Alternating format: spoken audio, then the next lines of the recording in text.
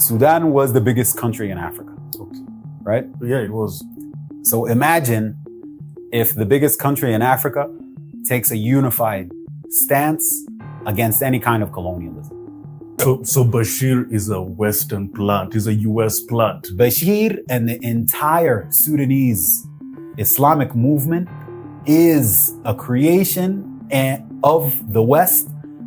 Maybe not a creation from its inception, but definitely in that period in the 80s and pushing them to take over power is absolutely 100% a creation of specifically the US and the Reagan-Bush regime at that time. And the RSF now is like the formalized Yenjili. So Bashir formalized it now. Yes. So before it was, I don't official want to, but unofficial. Yeah, official but unofficial. I don't want to officialize you guys Yeah. yet, but now I want to officialize it. So he Yes. kind of rebranded it into the Rapid Support Forces. Exactly.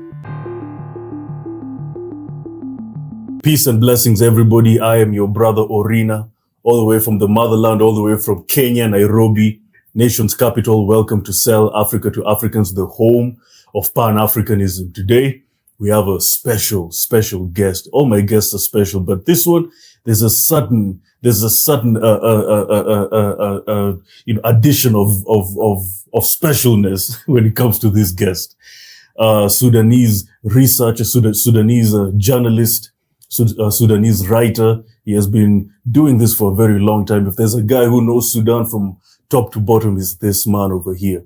I've dedicated my channel to put a lot of pressure on Sudan because it's the worst humanitarian crisis in the world, and it's getting minimal attention, both in mainstream media and in independent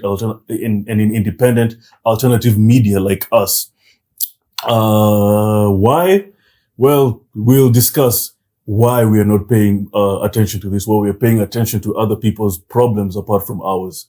But we'll talk about it. But today, we have a special guest. By the end of this video, you will know Sudan. You will understand the Sudan war from top to bottom. I'm excited. We'll use the screen today for the first time to explain all this. This is going to be good. This is going to be amazing. So guys, please welcome the one and only, the incomparable, the special Mosaab Baba. Mosaab, how you doing? What's up, brother? Thank you for having me on. Oh, it's a man. pleasure. I'm a big fan of your work. I'm a big fan of how you go deep into this Sudan war, Sudan genocide. How long have you been a journalist? How long have you been a researcher about Sudan and about just journalism? How long have you been a journalist? I've been a journalist now for about 12 years. 12 years. Yeah. Mm-hmm. So I started my journalism in 2014. Mm-hmm. You know, my background is more in tech. So it was more around the information and data. Mm-hmm. But then moving into more of a journalism and, organization and working in journalism since 2014. So, we got to do a lot of field reporting, we got to do a lot of investigative reports Mm-hmm.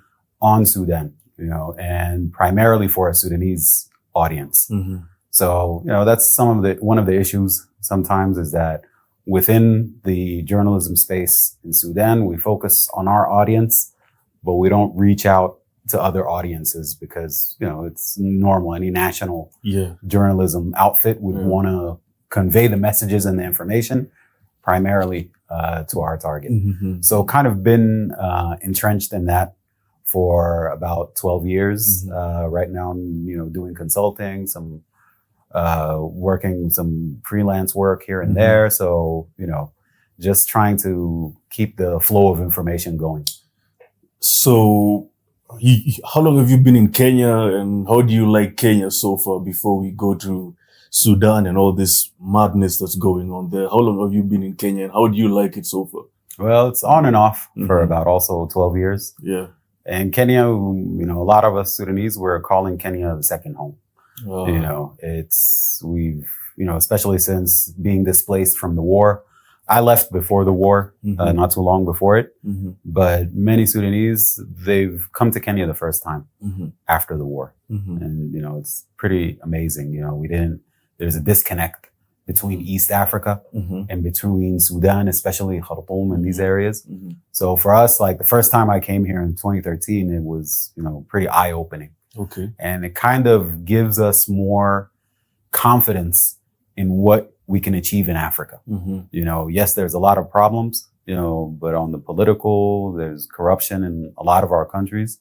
But Kenya, there's also something about having a national identity and being able to resolve conflicts. Mm-hmm. Is something that, I wasn't here, but we've seen kind of in the news and everything what happened, for example, in 2007 and 2008, and then after that, there was a consensus to resolve the conflict and, preserve the stability and the peace of the country.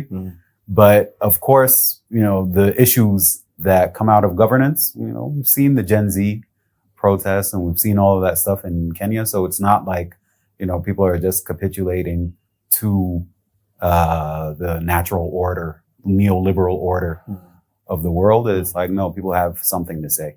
So it's just seeing that balance also between the government and the governed here in Kenya. It's pretty refreshing to see, and the amount of movement and people and activists and journalists and there's a lively movement here in Kenya. So it was very refreshing for us. Yeah, there are a lot of Sudanese people here in Kenya, and I love them. I love them. I love them. I love all Africans coming to each other's countries, and really living with each other and getting to know each other very well.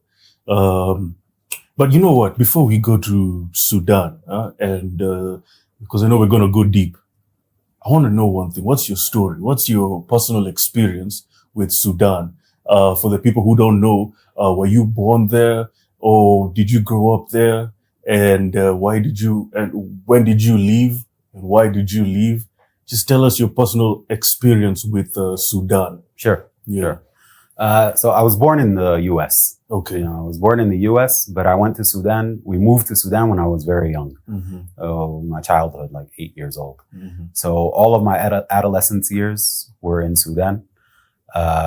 Those were the Bashir days, basically, But when we first went there, it was like the third democracy, mid 80s.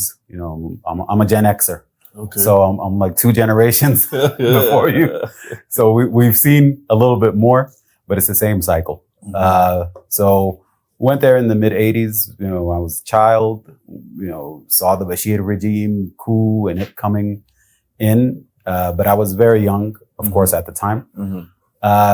And I went through my, intermediate school, high school, and then I went back to the U.S. for university. Okay. Surprisingly, when you go to the U.S. and you say, I'm a Sudanese, you're immediately, kind of faced with what is the latest story about Sudan in the U.S. media. Okay. So at the time, the biggest story was slavery in Sudan.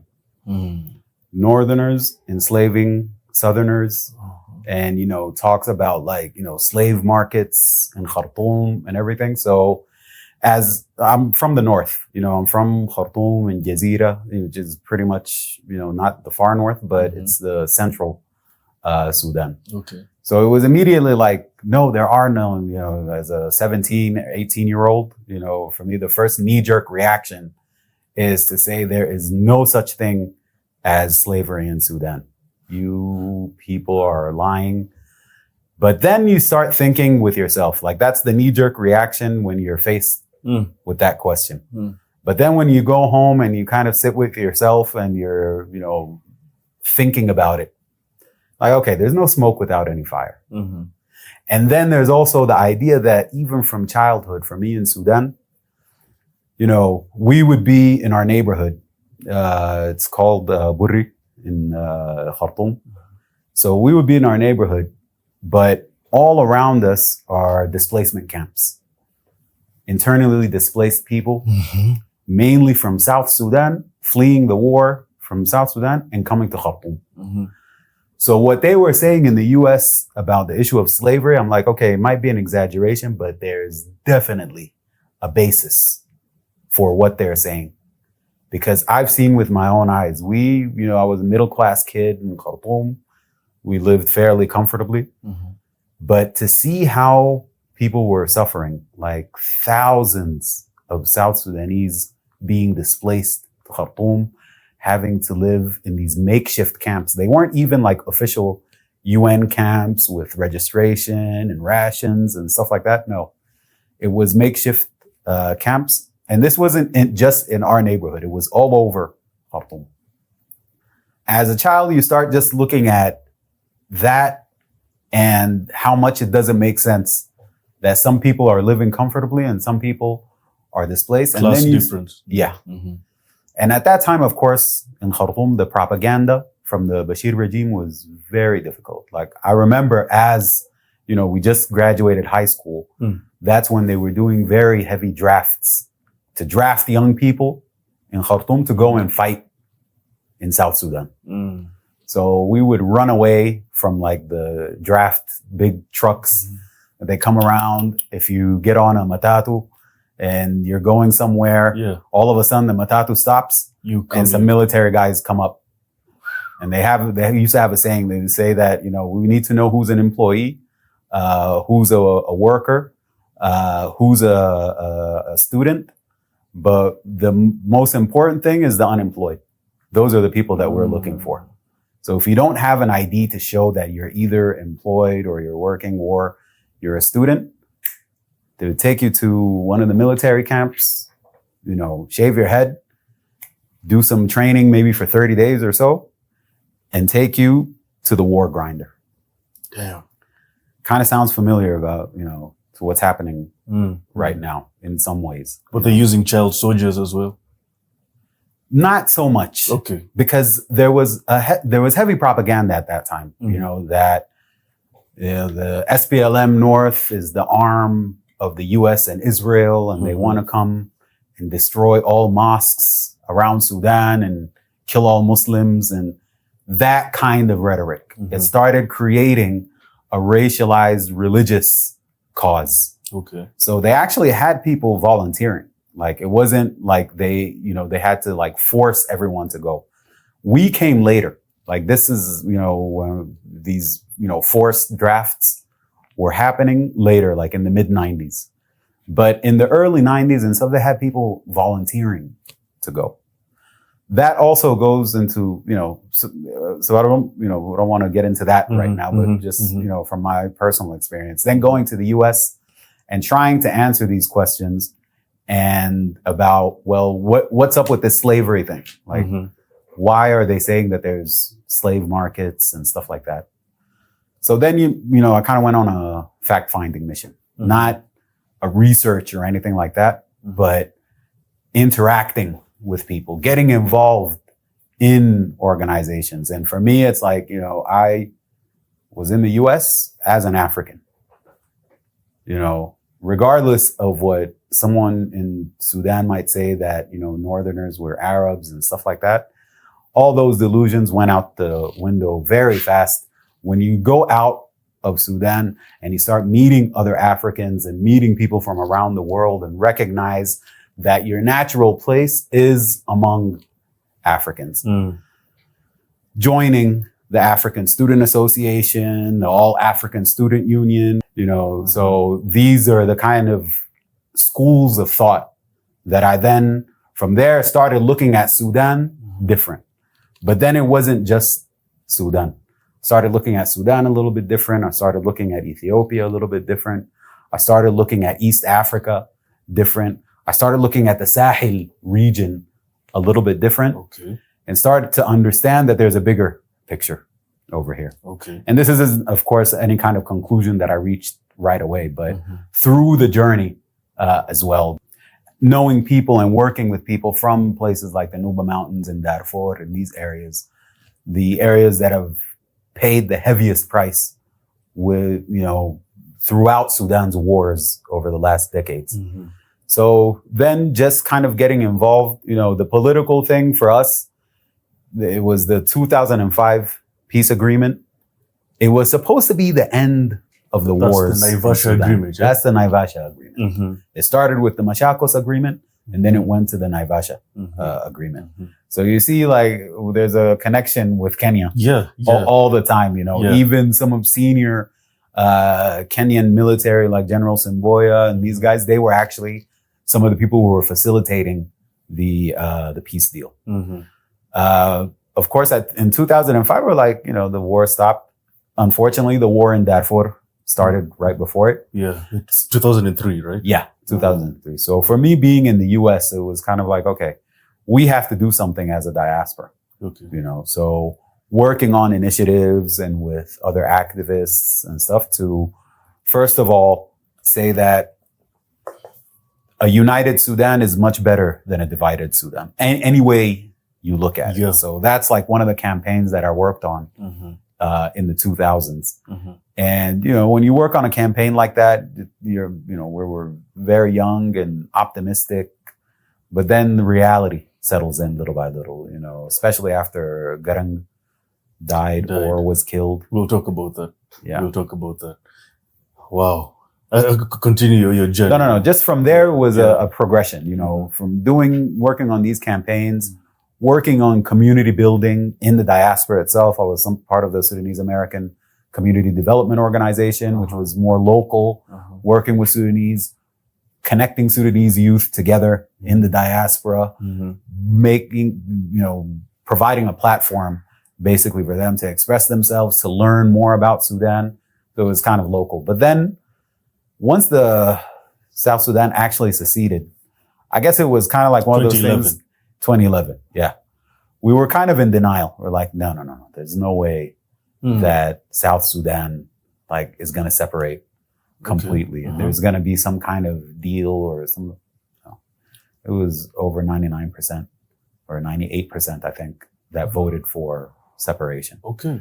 So that kind of made reality set in a little bit different. You know, our generation, you know, the Generation X, we always had this idea that we're going to leave Sudan for a few years. We just get our education, we get qualified, and we're going back.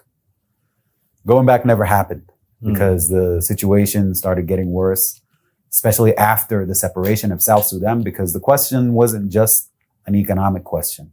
It was a question of identity. If there was a consensus among the South Sudanese that there's no place for them with the rest of Sudan, then how do the rest of the people in Sudan feel? Do they feel that they're part of the country?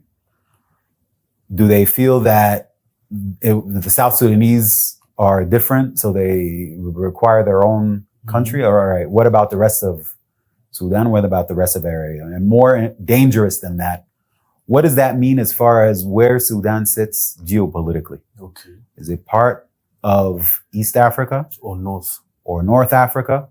Or the Sahel? Or the Horn? Or is it part of the Middle East? Which were some very difficult, of course, you know, questions to ask. But it became clear from Bashir's regime and their policy where they shoved Sudan. And we'll get into that as far as the details. But anyways, 2011 was more of a wake-up call.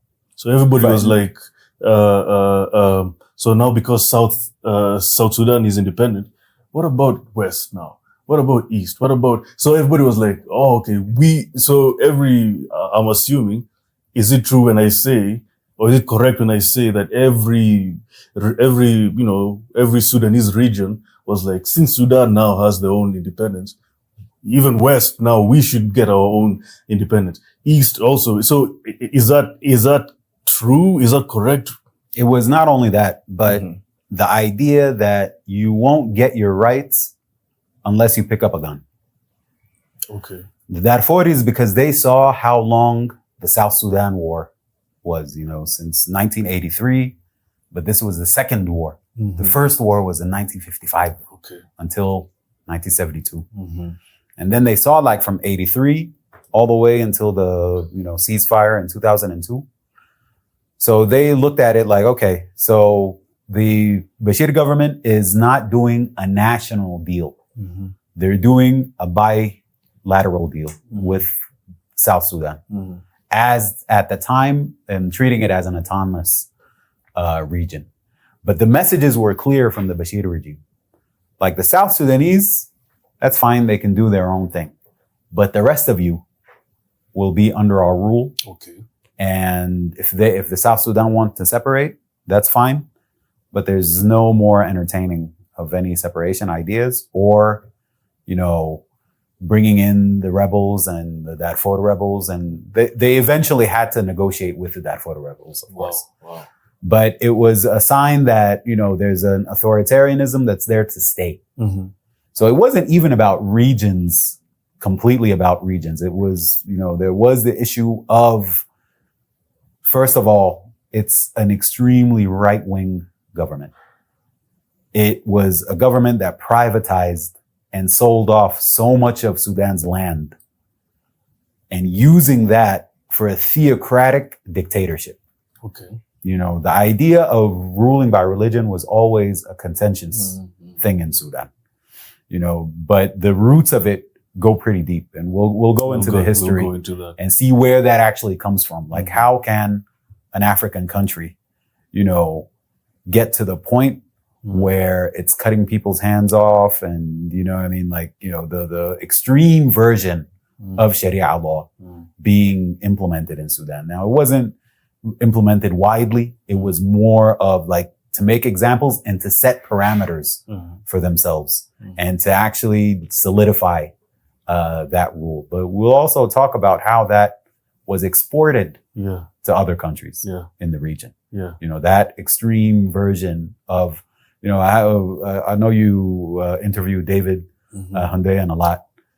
You know, he talked a lot about how the CIA and Western countries have actually hijacked both Islam and Christianity to create extreme versions of it to be used either as tools or as leverage, you know, within the areas that they actually want to control. So we'll break some of that down also, because it wasn't these guys on their own, you know, Bashir and Turabi and these guys just coming out of nowhere and getting massive support. It was a process that got them to that point. So after 2011, it just became for pretty much a whole generation of us. And, you know, the millennials and these guys, you guys, the Gen Z, you guys were still a little bit young at that time, but it was a wake-up call. And then you started seeing widespread solidarity among Sudanese from 2011, which grew and was, you know, little by little, it was brewing until we reached to 2019.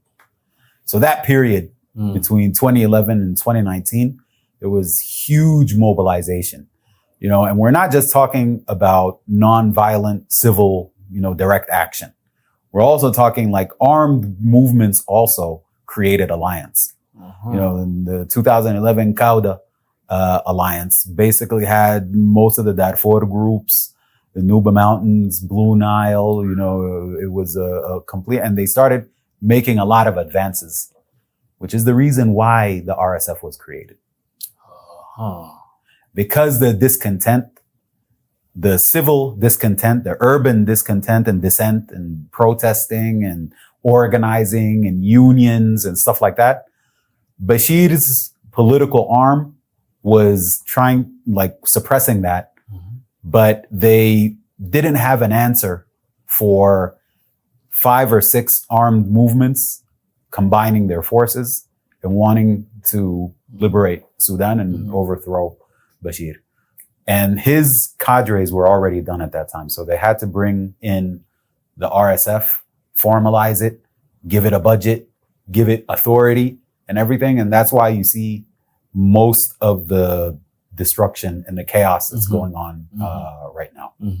So yeah, until 2019, then we were like, okay, now Bashir is gone. Now we can build our country. But little did we know that we were up against so many different forces, which we'll break down. Also. Yeah. So at what point did you leave and you were like, yo, I'm out of this country. Hell is about to break loose. At what point did you come to that realization? Yeah. This was about late 2022. Because the coup in 2021, in October 2021, was a clear sign that not only are SAF and RSF clinging on to power, but their handlers outside of Sudan also wanted them to cling on to power. Okay. The money, you know, so that's when they started, then they couldn't run the country. They couldn't manage whether the economy or the security situation or anything. And then they started turning on each other. You know, the war started in April 2023. But since I think May or June 2022, you started seeing that SAF and RSF are starting to contradict each other, then starting to insult each other, then starting not to talk to each other. Burhan and Hemedti were not Hemedti left Khartoum for like 2 months and went and like he's the vice president. And then he went and stayed in Darfur for like 2 months. So by the end of 2022, it was clear that this was going to some kind of big, disastrous war.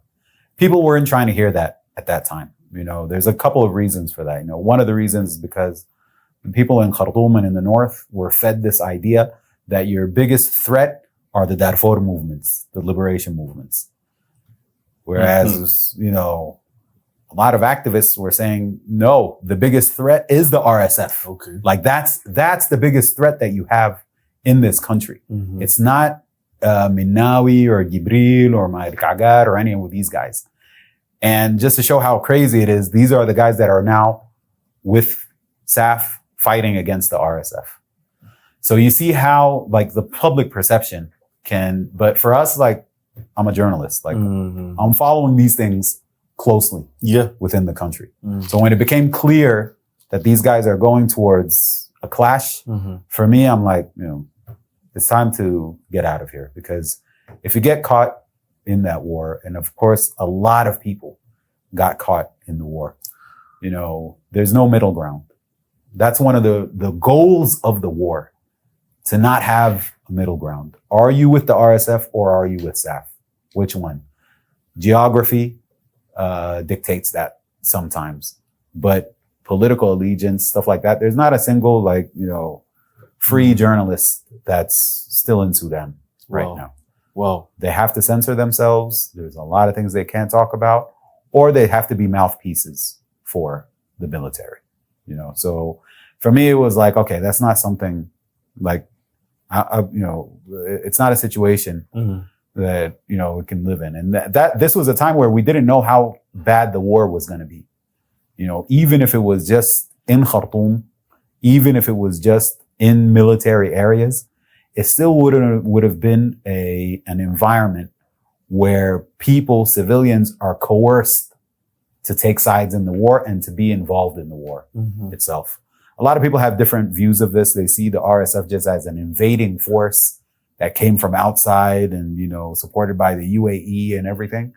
Okay, that's true, but that's not the full picture. You know, if you're missing the picture of the cancer that was in Khartoum at the time, basically the remnants of the Bashir regime, then you're missing a lot of the picture of what's happening right now and what it takes to stop the war as well. So for me, sorry for the long answer, but you know, I like that because I think you felt something and you had to leave.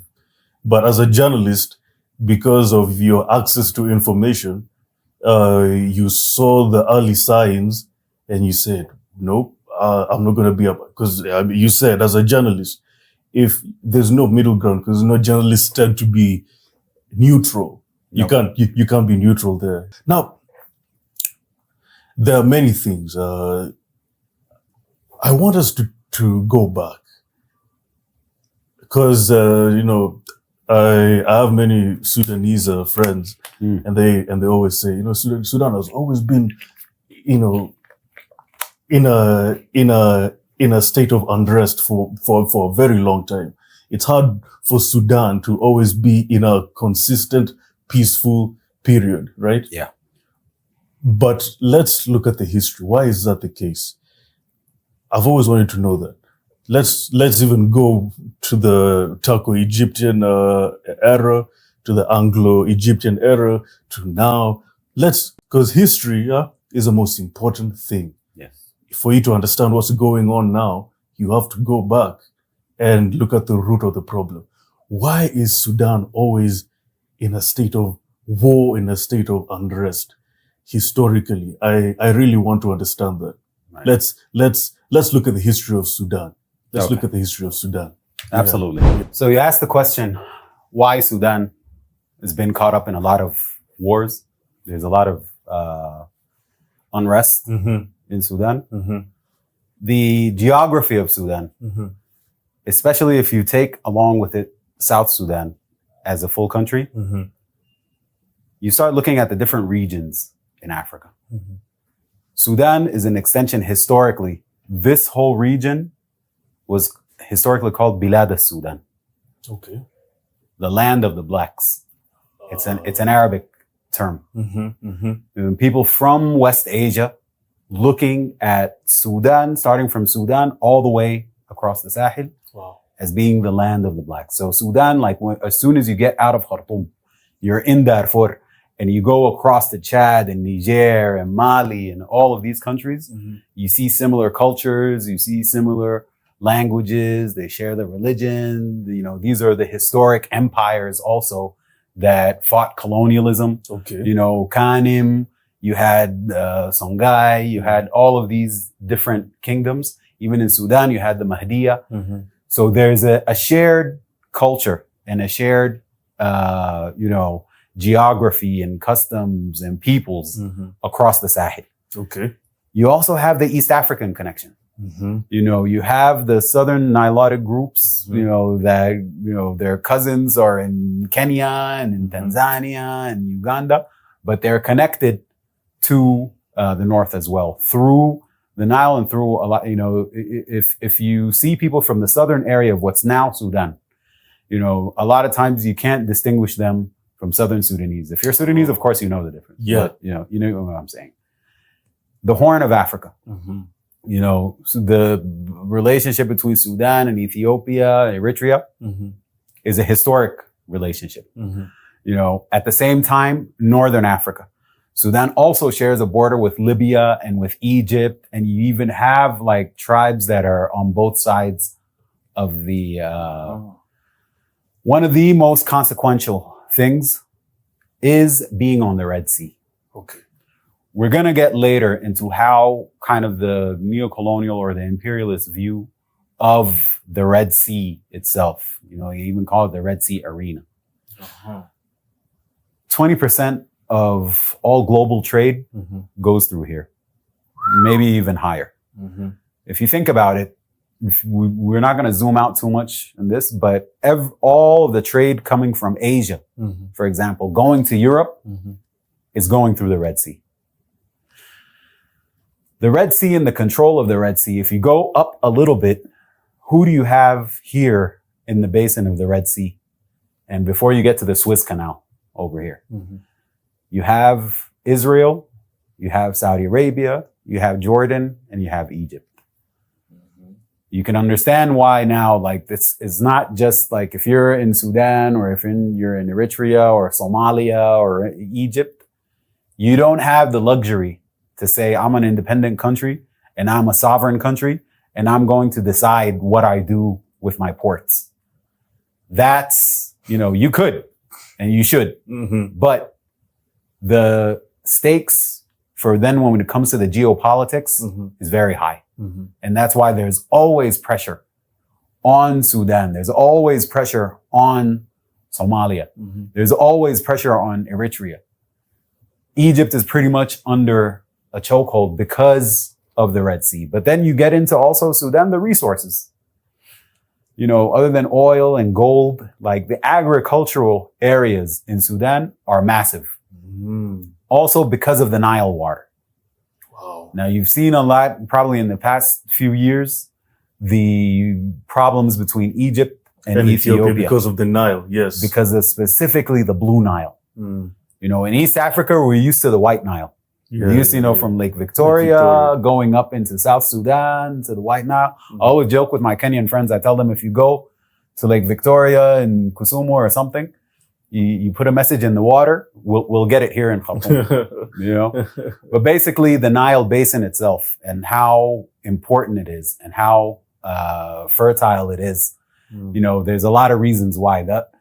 The biggest reason, though, when you start looking at history, you know, Sudan was the biggest country in Africa. Okay. Right? Yeah, it was. So imagine if the biggest country in Africa takes a unified stance against any kind of colonialism. Because you already have an anti-colonial stronghold historically in Ethiopia. You already have the Sahel region that is pretty underpopulated and very sparsely, you know, populated in a lot of areas where there's also a legacy of anti-colonial, you know, struggle. This is also the fault line. We'll get into later why there's also not just Sudan, but there's been a lot of conflicts across East and West. We'll get into that as well. But these are just some of the reasons and some of the factors why Sudan, you know, sometimes people say, okay, you know, this country is going through problems because they're a prisoner of geography. If you take, for example, Somalia, they have it even a little bit more difficult because they're the entrance into the Red Sea. Yeah. Wow. So the fact that Somalia has been destabilized since 2006 is not a coincidence either. The fact that Ethiopia was destabilized in 2020 is not a coincidence either. We'll get into that later, but I just wanted to explain kind of the geography of Sudan as a place that actually connects different regions of Africa and lies in the biggest kind of trade highway, global trade highway. The Red Sea. So wait. And the water of the Nile. Sorry, just the last thing is that the reason Egypt is always, you know, nervous about the Nile waters and about the Ethiopian dam and stuff like that is because the whole population lives around the Nile. These areas are desert areas that are empty and they have 120 million people. So if you start losing your Nile water, that's basically the lifeline of the country. Because it's mostly dry, right? Yes. So my question is this, the source of River Nile is in Lake Victoria, right? Victoria and Lake Tana. Lake Tana. So you see, there's the White Nile and we have the Blue Nile. So the Blue Nile is coming from Ethiopia. White Nile is coming from Uganda, Kenya, and Tanzania. They meet in Khartoum. That's where they become the River Nile. Oh, okay. There's some, you know, differences in naming and stuff. If you're in East Africa, when you say the Nile, you mean the Nile that you know over here. But actually 80% of the River Nile water comes from the Blue Nile. So now my question is this. There's that problem we talked about that you just mentioned of the sharing of the Nile. There was that agreement that was made by the colonial masters of how we can share the River Nile. Talk about that because Egypt and Ethiopia, Sudan wasn't in that. Maybe it was, but I remember Ethiopia and Egypt were fighting on the distribution of the Nile River, and Egypt was like, "Yo, our water is gonna run out. Our country is mostly dry." Talk about that. Talk about that agreement and how are we gonna solve it? Because you know, you never know. It might, God forbid, it might lead to something bad. Talk about that. Just briefly. Yeah. So the first and most important thing to kind of realize, and you know, we can do a whole different episode about this. Okay. Scientifically, there is no threat to Egypt's water from dams that are built in Ethiopia, or if the South Sudanese decided to do dams or anything like that. The reason being is that there's the Aswan High Dam. Sudanese were displaced in order to build, not only Sudanese as far as citizens and being displaced, but they even flooded some of the oldest ancient, like Kemetic artifacts and temples and tombs and stuff in this area of Aswan. Mm-hmm. So the Aswan High Dam is already a huge reservoir Mm-hmm. of water. Mm-hmm. Like as far as it, it has so much water, a lot of it even is lost in evaporation. Not only that, there's other dams in Sudan. We have a Roseris Dam. Mm-hmm. We have the Jabaloulia Dam. We have cataracts. We have the Nimeiry Dam Mm-hmm. over here. Mm-hmm. So why is the GERD the only dam that will affect Egypt's waters? There was a lot of research that was done, and it was like the question for Sudanese, is the GERD good or bad for us? All of the studies basically showed that not only is it good, if you utilize it, it will help development tremendously. Okay. We're used to having floods on the Blue Nile every season. Mm-hmm. And, a lot of destruction happens, crops go bad, all of that stuff, depending on how bad the flooding is. Mm-hmm. Now you don't have any floodings at all. Okay. So not only can you plan better for irrigation, you can plan better for hydroelectric power. Hydroelectric power, yeah. You have a constant stream all year around. Mm-hmm. I even asked people in agricultural areas along the Blue Nile. They're saying, hey, now we can grow crops all year around. Oh, okay. Seasonal crops, everything. Wow. We don't have to worry about like flooding and all of that. So there hasn't been till now any scientific evidence that the GERD is affecting the water all the way in Egypt. In Egypt, okay. Even like when Abiy Ahmed first came, he went and visited Sisi. Sisi made him give a pledge or a swear in Arabic and say, Wallahi al-Azim, I will not affect Egypt's water. Okay. You know what I mean? Like there was so much diplomacy and so much cooperation going on. Now the question becomes of the Nile Water Agreement itself that you mentioned. Of course, Sudan was under the colonial rule, British, Anglo-Egyptian colonial rule. Yeah. So it was a colonial deal, basically. And when it came time to actually reassess the deal, because the Nile Basin includes all the way to the Congo and to Burundi and Rwanda, Kenya, Tanzania, Uganda, South Sudan, the Egyptians kind of felt that they were outnumbered. They felt like, why are all of these countries involved in these talks? And it's just like, they're part of the Nile Basin. This is one big ecosystem that includes all the Nile waters, and every country involved in that ethosystem should have a say in how the water is used. So that was I think in the 2010s. So the Ethiopians, they started building the dam, I believe in 2011. But then after that, that's when these conversations were supposed to be had.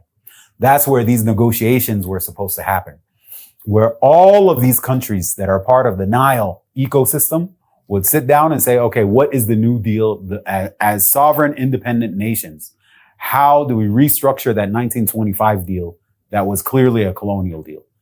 Let's base it on actual usage. Let's base it on numbers. Let's base it on scientific research. How much does Egypt need? How much does Sudan need? What would actually disrupt that need? The question of dams and like hydroelectric power being built along the White Nile. How do we start to solve these questions? A lot of it has to do with Egypt. We're going to look at this later as well, about Egypt kind of being the hegemon in the region. Ethiopia being the hegemon in the region starts pulling away the political and economic confidence in Egypt. Because there's a new player in town. Sudan is far from being at that level of development. Kenya is a little too far to be within this of the Blue Nile, flow. So that's one of the reasons why you see so much animosity. And unfortunately, this is kind of exploded into actual war.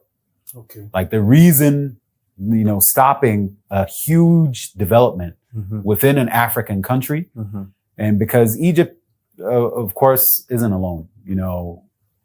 Egypt holds so much leverage over whether it's the US or their neighbors next door, Israel. Because if Egypt decides to say, hey, we built this Suez Canal that connects Asia to Europe, and if they want to do like the Iranians are doing and close the Strait of Hormuz, or like the Houthis are doing, Bab al-Mandab, Europe is gone. Wow.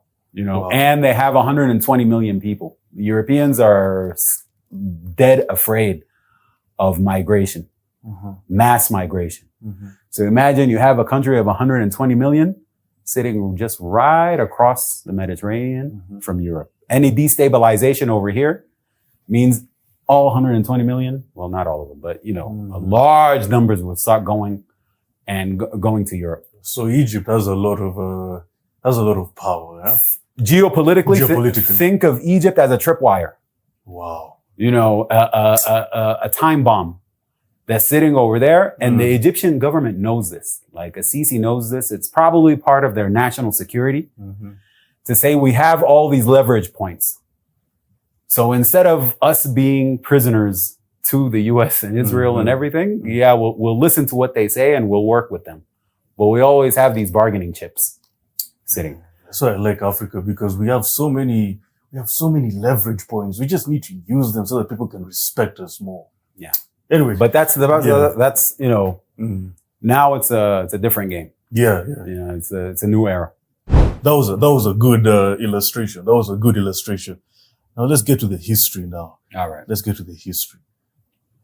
What's the historical past of Sudan? Number one, and how has it led to what's going on now with RSF, with SAF, with everything? Because I feel like if we study the history of Sudan, people who are watching, even the people who don't even know where Sudan is, because I know there's some people who don't know where Sudan is. And not everybody, but some. You'll be surprised, by the way. You'll be surprised. Tell us the history of Sudan and let's look at it chronologically and how it has led to what's going on now. Let's go back, even Turco-Egyptian, even if you want to go before that, let's do it. Okay. Yeah. I mean, the history of Sudan, if we take it from like the dawn of the region, a lot of people, when they think about these old kingdoms, Tassiti being, older even than Kemet, and then you had Kush, you had all of these kingdoms. They weren't like kingdoms that just grew locally and then blossomed. They were a result of people going from the sources of the Nile. Yeah. You have the Blue Nile, you have the White Nile, but you also, back in the day, you had the Yellow Nile, which went from Lake Chad all the way to northern Sudan. Oh. So if you look at Lake Chad, if you see over there in Bangui and in N'Djamena, you see where N'Djamena is? Yes. Right above it, Lake Chad. Lake Chad. So from there's the Yellow Nile going all the way to maybe south of Nungula. People from these regions were following the source of the Nile, from its source to where does this river go, as a migration of peoples, which eventually started these kingdoms. Okay. That's why you see a lot of groups in Africa, like, even Tutsi, Maasai, they say, hey, we're from the Nile Valley. Like, Luos as well. Like, our history goes back to the Nile Valley, because there was this era of converging peoples and creating this civilization. And then you started getting the invasions from West Asia, not Europe, maybe the Romans and, the Greek and stuff, but, the Persians, the Hittites, the Hyksos, like all of these groups wanting a piece of this huge fertile land and this so many resources. And, You know, it's the classic colonialism, but a couple of thousand years ago. Okay. You know, so that trajectory, just to keep that in mind, that Sudan is kind of a melting pot of different African groups coming together, you know, from that time. And so, you know, keep that in mind when we fast forward. You know, then we actually go to the era of kingdoms in Sudan. Whoops. So if you look at the kingdoms, like this was 1748. Okay. So after those old kingdoms went away and, you know, fell to either invasion or internal erosion or you know, different factors, then you started getting some different kingdoms that were happening. So if you look at Sinnar, Darfur, Wadai is in current day Chad. North of Sinnar, you had the Hawara. South of Sinnar, you had the Shuluk. The Shuluk are also one of the tribes in South Sudan. They're considered kind of more of the Luo family. Oh, so that's where half of my family comes from. There you go. Okay. Because you know me, I'm half Luo and half Kisi. So half Bantu, half Nilot. Okay. So you represent the majority of Africa. Oh, really? Yeah. Between Bantu and Nilots, yeah, that's a huge majority. Oh, interesting. Okay. So this is kind of a snapshot of what it looked back then. Then you started, if you see in the north over there, you see the Ottomans. The Ottomans coming in 1821, so maybe 70 years or so after what you see over here. This is where things have changed significantly in Sudan. That was kind of the biggest turning point in Sudan, because the idea of a foreign power taking over the entire country and taking over these kingdoms, you know, it was, you know, even with the old kingdoms, it was up until the north, but not all the way into Sinnar and not deeply into Darfur and these areas. So these were independent, indigenous, you know, African kingdoms that were not only centers for trade, but they were centers for education. They were, you know, they're classic, of course, you know, kingdoms. There's, you know, hierarchies, there's the upper class, and there's, you know, there's those kind of problems. Yeah. But you know, the large scale, you know, repression wasn't there as far as like an expansive empire. They weren't imperialist as far as like expanding into other regions and trying to take them over. They were more of a lot of the classic kingdoms and sultanates and, you know, entities in Africa were a place where people would converge anyway. So when the Turks came in, you know, it was the Ottoman Empire. It was a caliphate. It was a succession of caliphates from, you know, Islamic caliphates. So after the Prophet, peace be upon him, died, and then you had the Umayyads, you had the Fatimids, you had each kind of period in history was ruled by a different caliphate in different areas. You know, the Umayyads were in the Syria area, the Fatimids, I believe were in Egypt. And now you have the Ottomans in Turkey. The idea of the caliphate is that it's the government of Muslims worldwide. Okay. It's the highest authority for Muslims at the time. Of course, that was according to them. But when you go to Sinnar and you go to Darfur, like people always say that in Mecca, the Kaaba, which is where we pray to. Oh, yes. That was actually like funded and taken care of by the Darfur Sultanate. I didn't know that. Because it wasn't, you know, if you look at the Gulf Arab region right now, it's very developed, a lot of money and everything. But in those times, people would just, if you notice, there was only Hijaz. Hijaz, if you look at the Arab Peninsula on in the west of it, Hijaz is where Mecca and Medina are. There was no such thing as Saudi Arabia. People didn't even know anything called Saudi Arabia. Yeah. It was just called Al-Hijaz, and that's where Mecca and Medina were. So the Ottomans came in and on an imperialist platform of, no, we are the caliphate. All of these lands are under our protectorate. And then came the other things that come with a northern empire like that: slave trade, expansionism. Mm-hmm. And then the issue of slavery became a contentious issue, because there is such a thing as, for their caliphates and that kind of extreme look of religion, that a Muslim can't be enslaved, but a non-Muslim can. Okay. Then it started getting into, well, if you're an Arab, then you can't get enslaved either.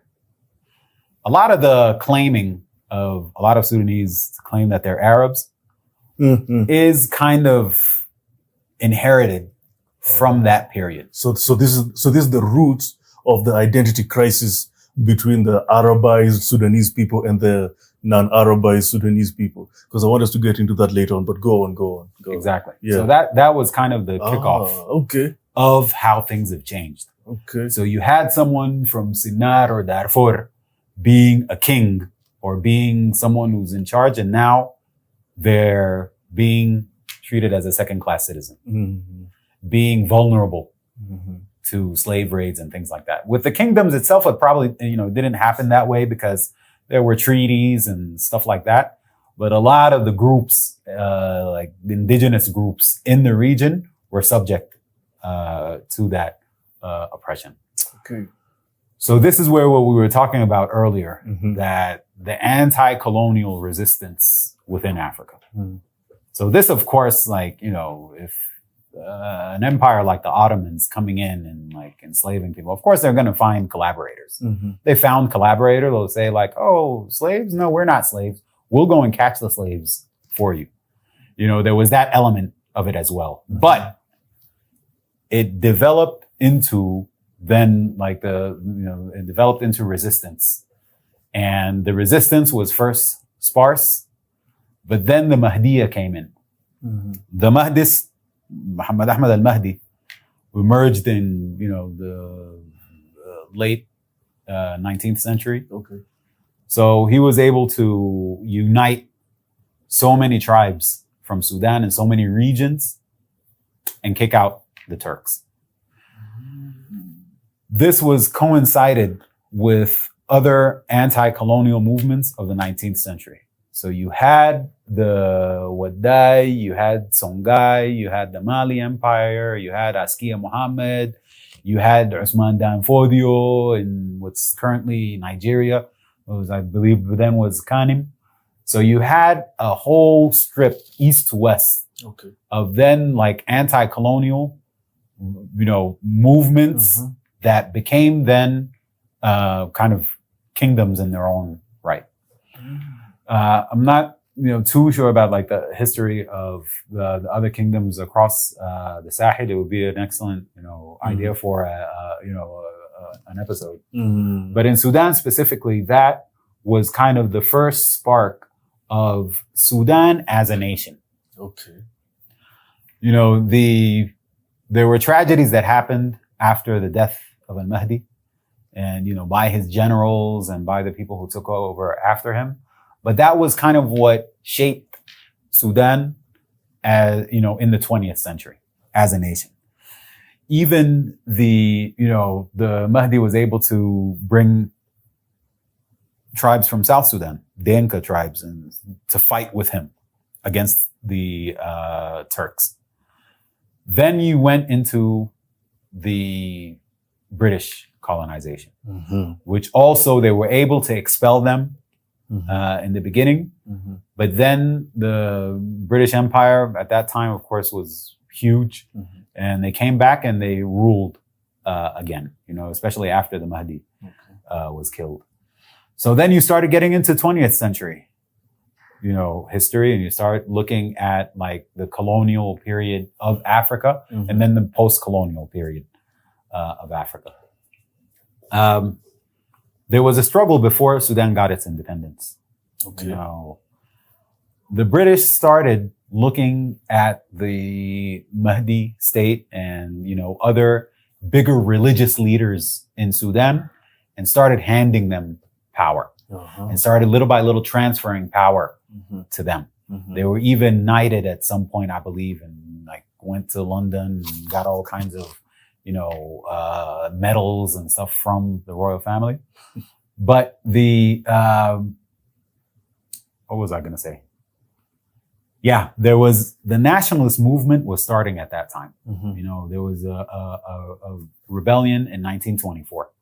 The Liwa al-Abyad, which is the white flag rebellion. And it was basically, one of the guys who was leading it, Ali Abdul Latif, was half Danka, half from the Nuba Mountains, and was basically saying like, no, we're not going to accept elitist rule in Sudan and being subjected to elites that are protected by the British.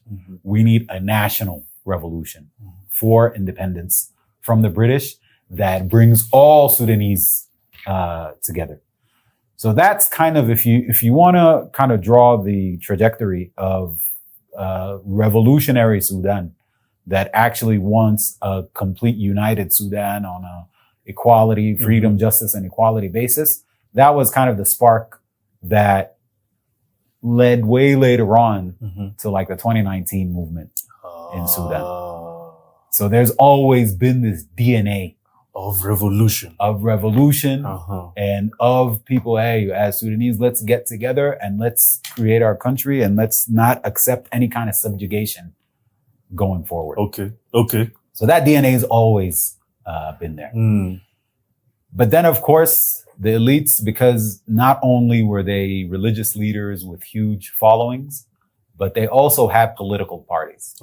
They had political arms. The political parties that still exist to this day. Not as big, it's not as effective. But back then, those were the only two options. Either you're with the Mahdiya, with the Ansar, or you're with the Khatmiya, with the Marghaniya. They're religious sects, basically. The British and any kind of colonial force, when they look at a setup like that, instead of them going and crushing these religious sects, they're like, okay, let's hand them power. Let's make them useful to us rather than crushing them. Whereas the nationalist view was different. So that's where you also, out of this dichotomy, you also got other ideologies then coming in. Communists started forming in Sudan. Most of them were inspired by the communists in Egypt.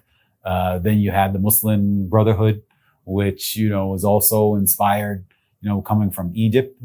But the South Sudan struggle, because it started so early in 1955, it kind of resembled the Pan-African discourse in Sudan. Like, no, Sudan is not an Arab country. It's not an Islamic country. It's not a Dinka country. It's not a Darfur country. It's Sudan. It includes all of these people with all of these different ethnicities and all of these different tribes and all of these different languages and religious sects and that sort of thing. So that was also kind of them, but unfortunately it got hijacked, the US, Israel trying to infiltrate these kind of movements and stuff like that. But since then, the question of what is the identity of Sudan? Where does it lie? Where does it have its relations? Where does it have its trade? Where does it have its military alliances? The people's connection, culturally, all of these things were questions that weren't properly answered. Because of these elites that were handed over power from the British, they declared Sudan to be an Arab and Islamic country. A South Sudanese is going to look at like, you can't be serious. You can't claim that us in South Sudan and in Darfur and New Mountains. I mean, part of my family is from the far north in Sudan, and we have our own language. Okay, I'll forget about that. So, but the indigenous languages in Sudan and Eastern Sudan and all of these areas are just make it a very easy equation to say that the country is a multicultural country. The country is a diverse country that includes all of these groups. That wasn't dealt with, and that kind of stayed as kind of a lingering cancer in Sudan. The idea of the hegemony of the, Islamo-Arab identity became one of the biggest problems in Sudan that ultimately led to what we're seeing today. Now, for a lot of people that are more used to kind of a strictly material analysis of Sudan, they would tell you, no, it's more because of the economy and how much, that's part of it. But what is your rhetoric that drives people? It's kind of like right now you see in the US, clearly Trump is surrounded by, evangelical Zionist maniacs. But then that's not just something that they say. That there's actual huge constituency that truly believes in that stuff. And they're actually going ahead with this idea that they have a divine mission to fulfill. So when you feed that to a population, it becomes a two-edged sword. If you were taking advantage of people and trying to take them off of their path, their natural path of prosperity and development and freedom and justice and all of these things, then it's going to backfire at some point. Manipulation always comes back and backfires. And that's kind of also what happens. Again, sorry for the long answer, but just that's kind of a larger view of kind of what happened. Then we have some other details of how we got to the current Bashir state. That we had. But before we go to Bashir, so we've covered the Turco-Egyptian era and the Anglo-Egyptian era, right? But there's a common factor there. The common factor is Egypt. Yes. Why is Egypt so interested to, for lack of a better word, why is it so interested in Sudan? Because the common factor is Turco-Egyptian, there's Egypt there. Anglo-Egyptian, there's Egypt there. Why is it so interested in Sudan? It's not so much of an interest as it is also their geography and them being the gateway into Africa. The way we just through the Red Sea. So if you take the history back a couple of thousands of years, there's a huge, debate, in our region, whether the Egyptians that we see right now are the original Egyptians of ancient Kemet or not. It's not polite conversation, but it has to be had. It has to be had. These are not point. The real. Kemet was the land of black people. That's why it's called Kemet, the black land. So many invasions in Egypt from ancient times. Look all the way until you get to the 20th century. So you start out with, Hyksos and the Hittites and, the Persians and the Phoenicians, and you had the Greeks and you had the Romans. And you had so many periods of history where Egypt has been invaded, populations removed, new populations coming in.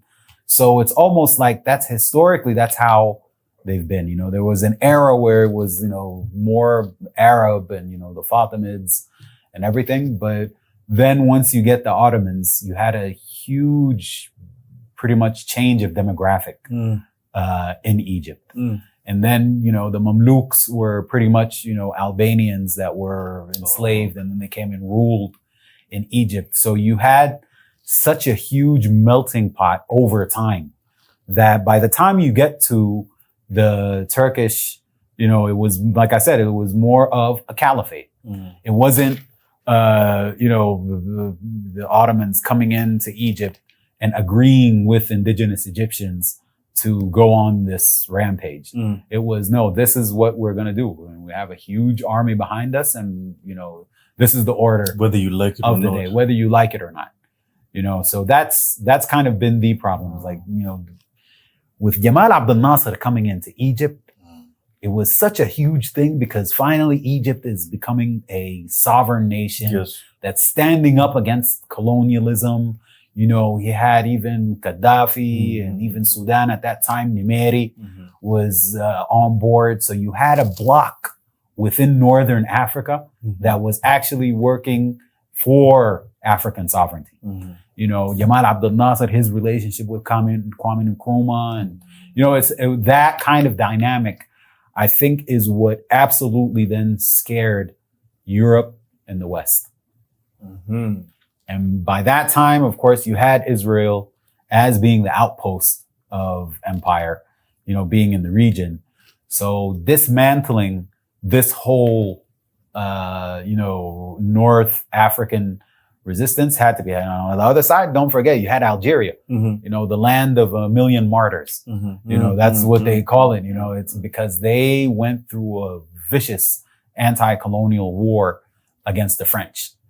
So I think these Western powers, especially after World War II, and they started, the US and Europe, they started consolidating power, started the Cold War against the Soviet Union. So they had to, at some point, start dealing with these groups. Some of them capitulated. Abdel Nasser was killed, but then you have someone in Sudan like Nimeiry. Nimeiry came in against the corruption of the elite in Sudan. That's which year? So he came in 1969. Okay. So he came in as a socialist, as an anti-imperialist, as an anti-Zionist. He made peace with South Sudan. The South Sudanese, the 70s was kind of like the golden era of Sudan. Okay. Because Nimeiry came in and he actually brokered a peace deal with the Nyanya movement, which was the Southern rebels. And things were going fine until the empire started crumbling down. No. Started scheming on Sudan. Okay. So the thing is, like I said earlier, Sudan's geography and its history, for Western countries, the worst thing that can happen is Sudan becomes like a beacon of African unity and independence. Why is that the case? Resources, geopolitical control, that's what empire does. If it can't control you, it will destroy you. That's the basic thing of how U.S. empire actually works, especially after World War II. Specifically after the fall of the Soviet Union, the unipolar period that came after that was a period of then coercion. Before that, it was a game of how to push back against.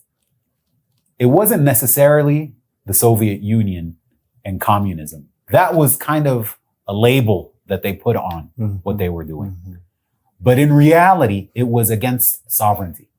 It was against independence of nations. It was against Africans getting together and uniting on a political, security, and economic It's not platform. Capitalism versus communism, the way they marketed it. They market that to the people in the U.S. who are still, the Red Scare and the commies are coming. Commies. It was that kind of thing that they used to actually neutralize so many countries. They weren't necessarily Sudan was socialist, but it wasn't communist as far as, having a huge vanguard and, it wasn't fully at that point, but it wasn't the only country. Look at Iran. Iran is not like a socialist, Marxist, Leninist country. It's an Islamic republic, but its economy is an economy of sovereignty. It's an economy of keeping our own resources and taking control of them and not privatizing everything so you'd be at the mercy of corporations. In Sudan, it was more kind of coercing Nimeiry and using those same elites and this time the Islamists. I told you earlier that kind of the Muslim Brotherhood started emerging before independence. Yes. And they started growing little by little. So the U.S. started looking at it like this. Do they want to deal with a bunch of leftist Africans, some Pan-Africanists, and let them control Sudan? Or do they support the capitalist Islamists? It's not a coincidence that the U.S. was the one that initially funded the Taliban in Afghanistan.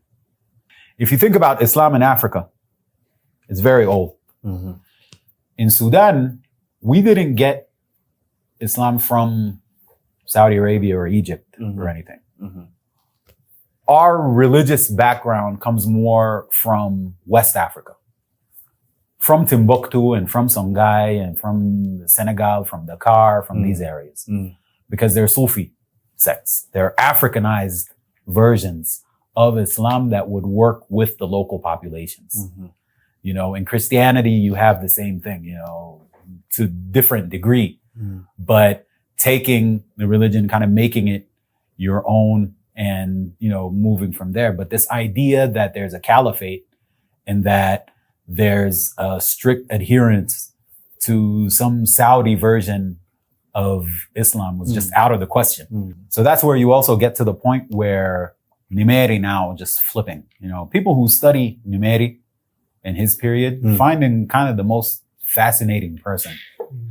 Because how do you go from being a socialist to being, you know, an extremist to the point where, you know, made peace with South Sudan and, you know, was following more of a socialist, sovereign, independent policy.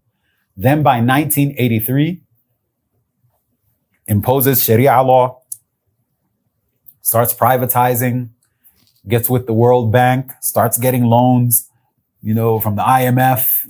And that's where you start just going gradually downhill along a path that led kind of to what we have right now.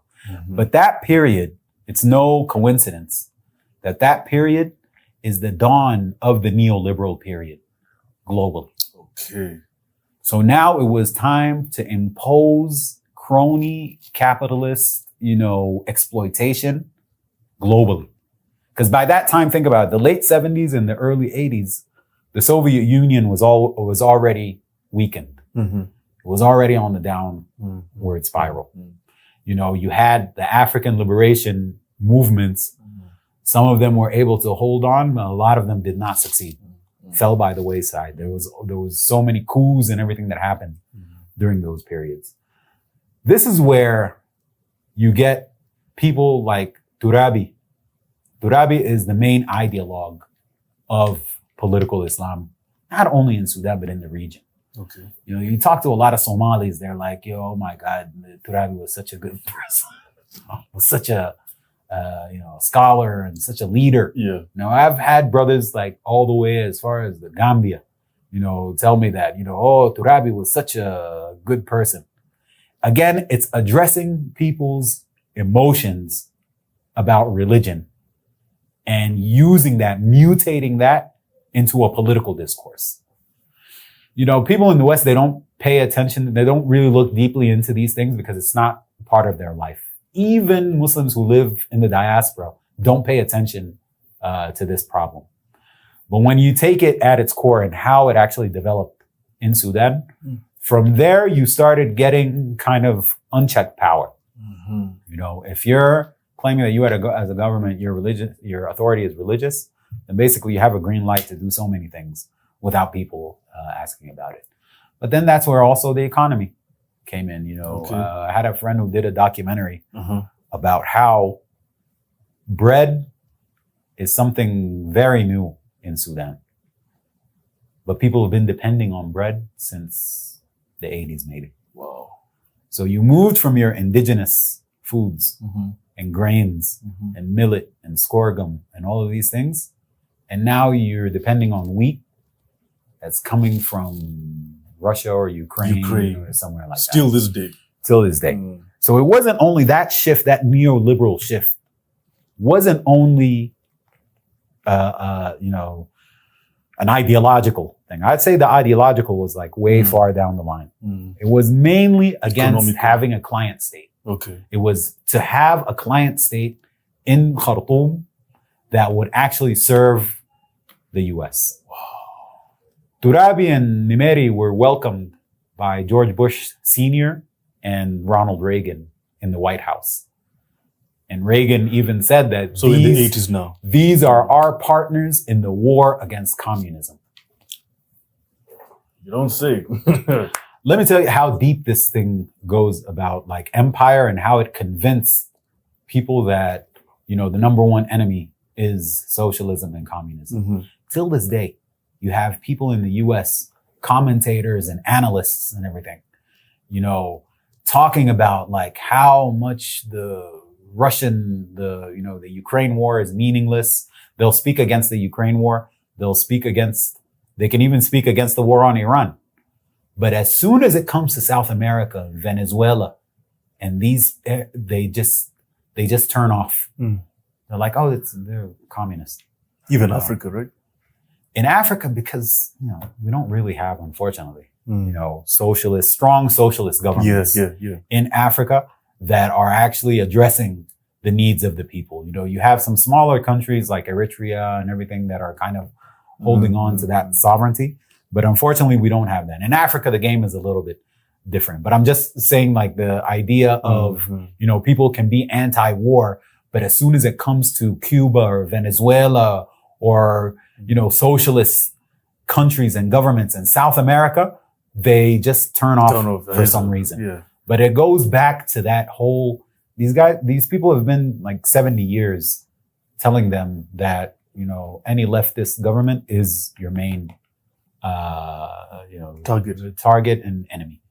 You know, going through that, until like the war on terror, then it became like, you know, Muslims are the real problem in this world. And so it's like, they flip the script real quick. They flip a script every single time. But basically, so that's in Sudan getting up to, I usually tell people, if you want to understand this war right now, the trajectory starts then. Of the war specifically. I told you, like, the resistance goes back to like 1924 and stuff like that. But now with the war that we see right now, it's a breaking point of a historical arc that started back then. Late 70s, early 80s specifically.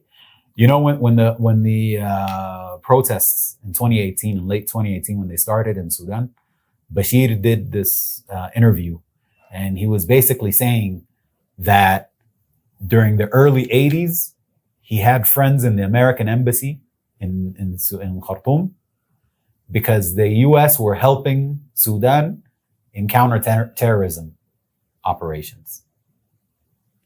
Basically because when the SPLM started in the South, they were a socialist revolutionary movement. You know, they got support from Mengistu in Ethiopia. Wow. So for the US, it was like, no, we have to support these Islamists and we have to strengthen them so they can push back against the South. But in reality, you know, they weren't fundamentally against, you know, the South, because later on then they came in and actually supported the South, but kind of playing both sides of the field. So now let's go to Bashir. How did he come into power? How did Bashir get to power? Yeah. Bashir was part of this bigger political Islam movement in Sudan. So like I said, Turabi was kind of the ideologue. Yeah. You know, and Bashir was under Nimeiry. Oh, okay. But by that time, the Islamists started, you know, infiltrating the army itself. So they started infiltrating the ranks of the army. You know, we even have some interviews with some guys who are saying, yeah, I was in the army in 1980 and, you know, the Islamist movement came in and a lot of us, as far as high ranking military, we went into the Islamist movement. So it was a coordinated thing. It wasn't Bashir by himself just coming out and, you know, becoming president, you know, supported by the army. It was a movement that moved beyond the military structure and it went into the civilian politicians, you know, religious leaders. It was an entire spectrum of people where the Islamist movement had all of these factions within it. So Bashir wasn't the most significant player in that. Okay. You know, there were other like higher ranking military and, you know, Turabi and these guys who actually got the green light from the US to come to power. Okay. Also in that interview after the, after the protest started, Bashir basically said that in 1989, they sent one of their cadres to the US, specifically to the Pentagon. Oh, okay. And it was just amazing that he actually was, saying this. He said out loud. Okay, he's not even hiding. No. Wow.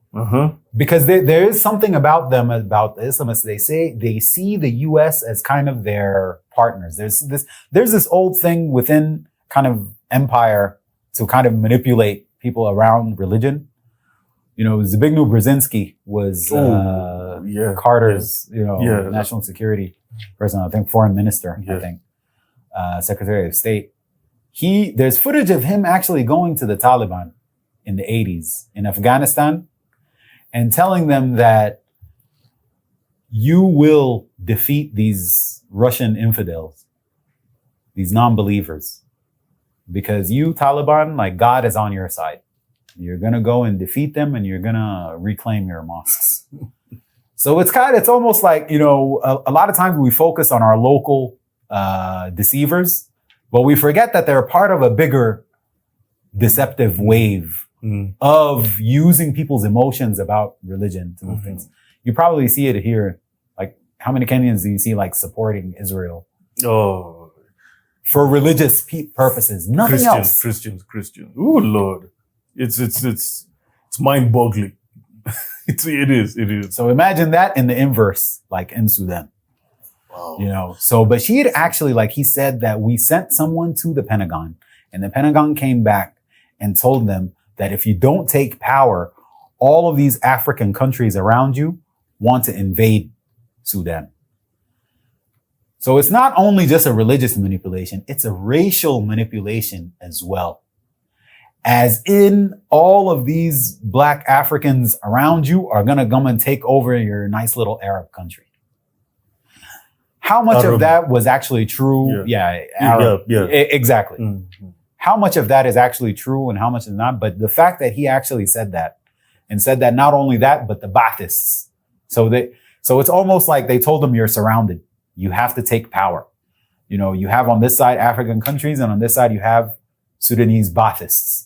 Sudan has a big Baathist group. The Arab Baathist, and this is pretty crazy, but they believe in Pan-Arabism.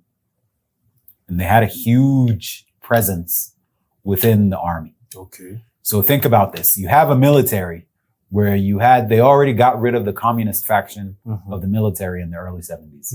But then by the time it's the mid 80s, you had a faction of Islamists and a faction of Pan-Arabists. That combination will kind of explain to you also why you saw mass genocide of South Sudanese. This is where the manipulation of Sudan and of its military and its politics, using the religious and the ethnic aspects, led to the tragedies that we see. And Americans look the other way. They act like they don't know what you're talking about. When you talk about that period and how U.S. policy brought us 30 years of Bashir. Because that's the only conclusion that you can come to when you bring these two together. I was in the US once and I was at this event where it had some, humanitarian workers and stuff like that. So this old guy came and sat down next to us. He asked, can I sit down and join you guys? I'm like, yeah, sure. He's like, oh, you guys are from Sudan? Like, yeah. He's like, I was in the Navy back in 1983 and we were in the Red Sea and we had our guns pointed towards Khartoum. Wow. And of course, I was a little baffled, and he saw I was a little baffled, and he followed up right away. He said, because we were serious about fighting communism. Okay, I'm like, so you guys brought in Bashir, huh? So Bashir is a Western plant, is a US plant. Bashir and the entire Sudanese Islamic movement is a creation of the West. Maybe not a creation from its inception, but definitely in that period in the 80s and pushing them to take over power is absolutely 100% a creation of specifically the US and the Reagan Bush regime at that time, where it was, religious extremism kind of doesn't know a religion. You know, you have religious extremism within Islam.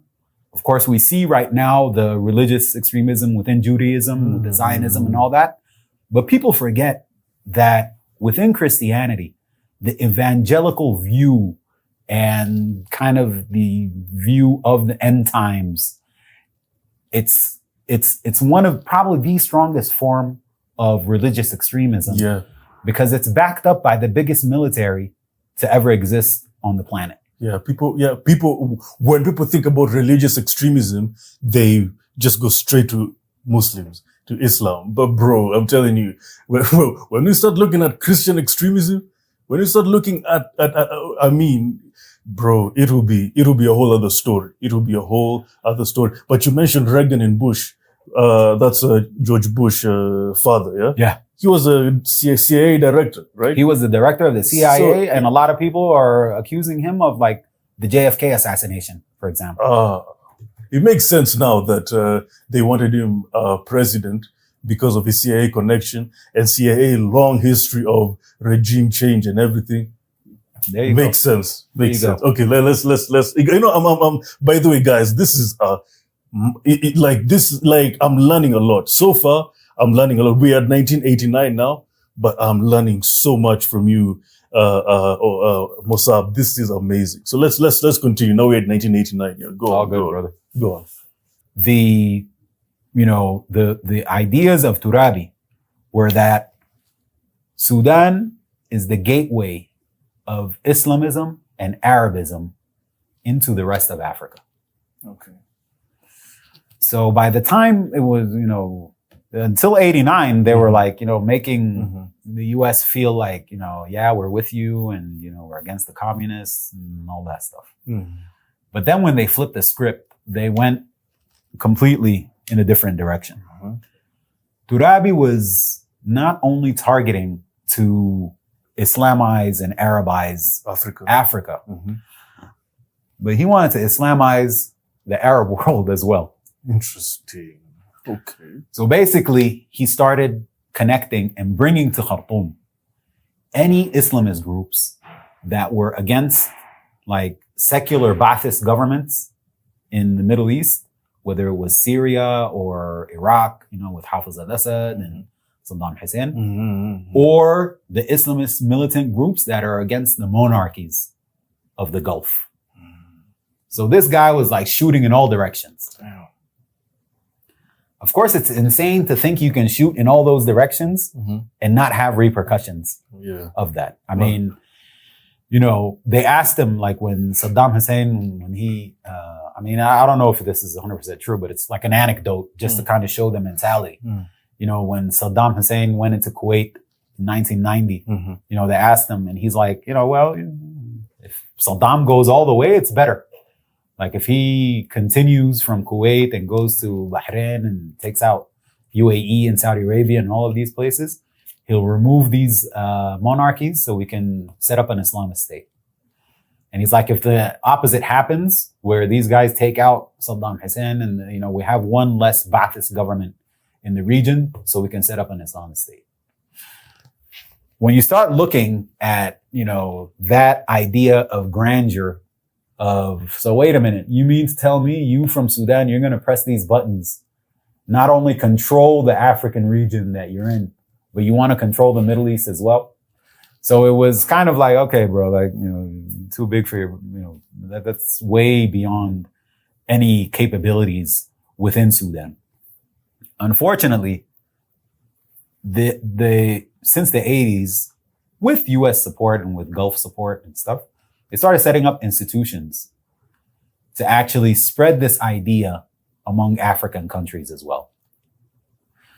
You will meet so many African Muslims around the continent who will tell you, we actually studied in Khartoum. Okay. We don't have any smoking guns on this, but there's a strong, accusation that movement in that time is what eventually started leading to whether you see extremism in Somalia or in Nigeria or in these areas, that the core ideological hub was in Khartoum. So now as Sudanese, we're caught under imperialism, but now we had some local maniacs that have a plan that now people call that like ISIS, the Islamic State. But it was back then in Khartoum, and it was actually incubated. Not ISIS and Al-Qaeda and all these guys, like that was more kind of the CIA, but under the same kind of pretext. Yeah. Like if you get until 2012, Hillary Clinton, saying Al-Qaeda is on our side in Syria. Fast forward, now you have this guy, Jordani. Yeah, he's a president now, an Al-Qaeda guy as president, laughing with Trump in the White House. That's why what David was reporting on is critical for people to look at. Exactly how did the empire manipulate religion in the whole region to actually achieve their goals of domination? Okay. So once it got to the 90s and it was clear what Turabi was doing, I mean, even Bin Laden was in Sudan. Like, when I was in Sudan, like in 95 and stuff, he lived in a neighborhood not too far where I'm from. Like we hear the bullets when like try to kill him. So it was insanity. Like what the NCP tried to do. The NCP is the National Congress Party. That's basically Bashir's political party. Okay. So that started getting Sudanese to band together to oppose and overthrow the Bashir regime. Okay. So wait, Turabi is who to Bashir? Turabi is the ideologue, and he's the main thinker behind Bashir.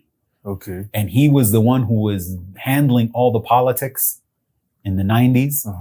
And he was the one who's actually even brought them in the late 70s. Okay. Who actually moved them in that direction. So he's more like he's like the engine behind Bashir's rule? Yes. Okay. He was the ideological engine behind that whole movement. Oh, okay. That Bashir was part of. Okay.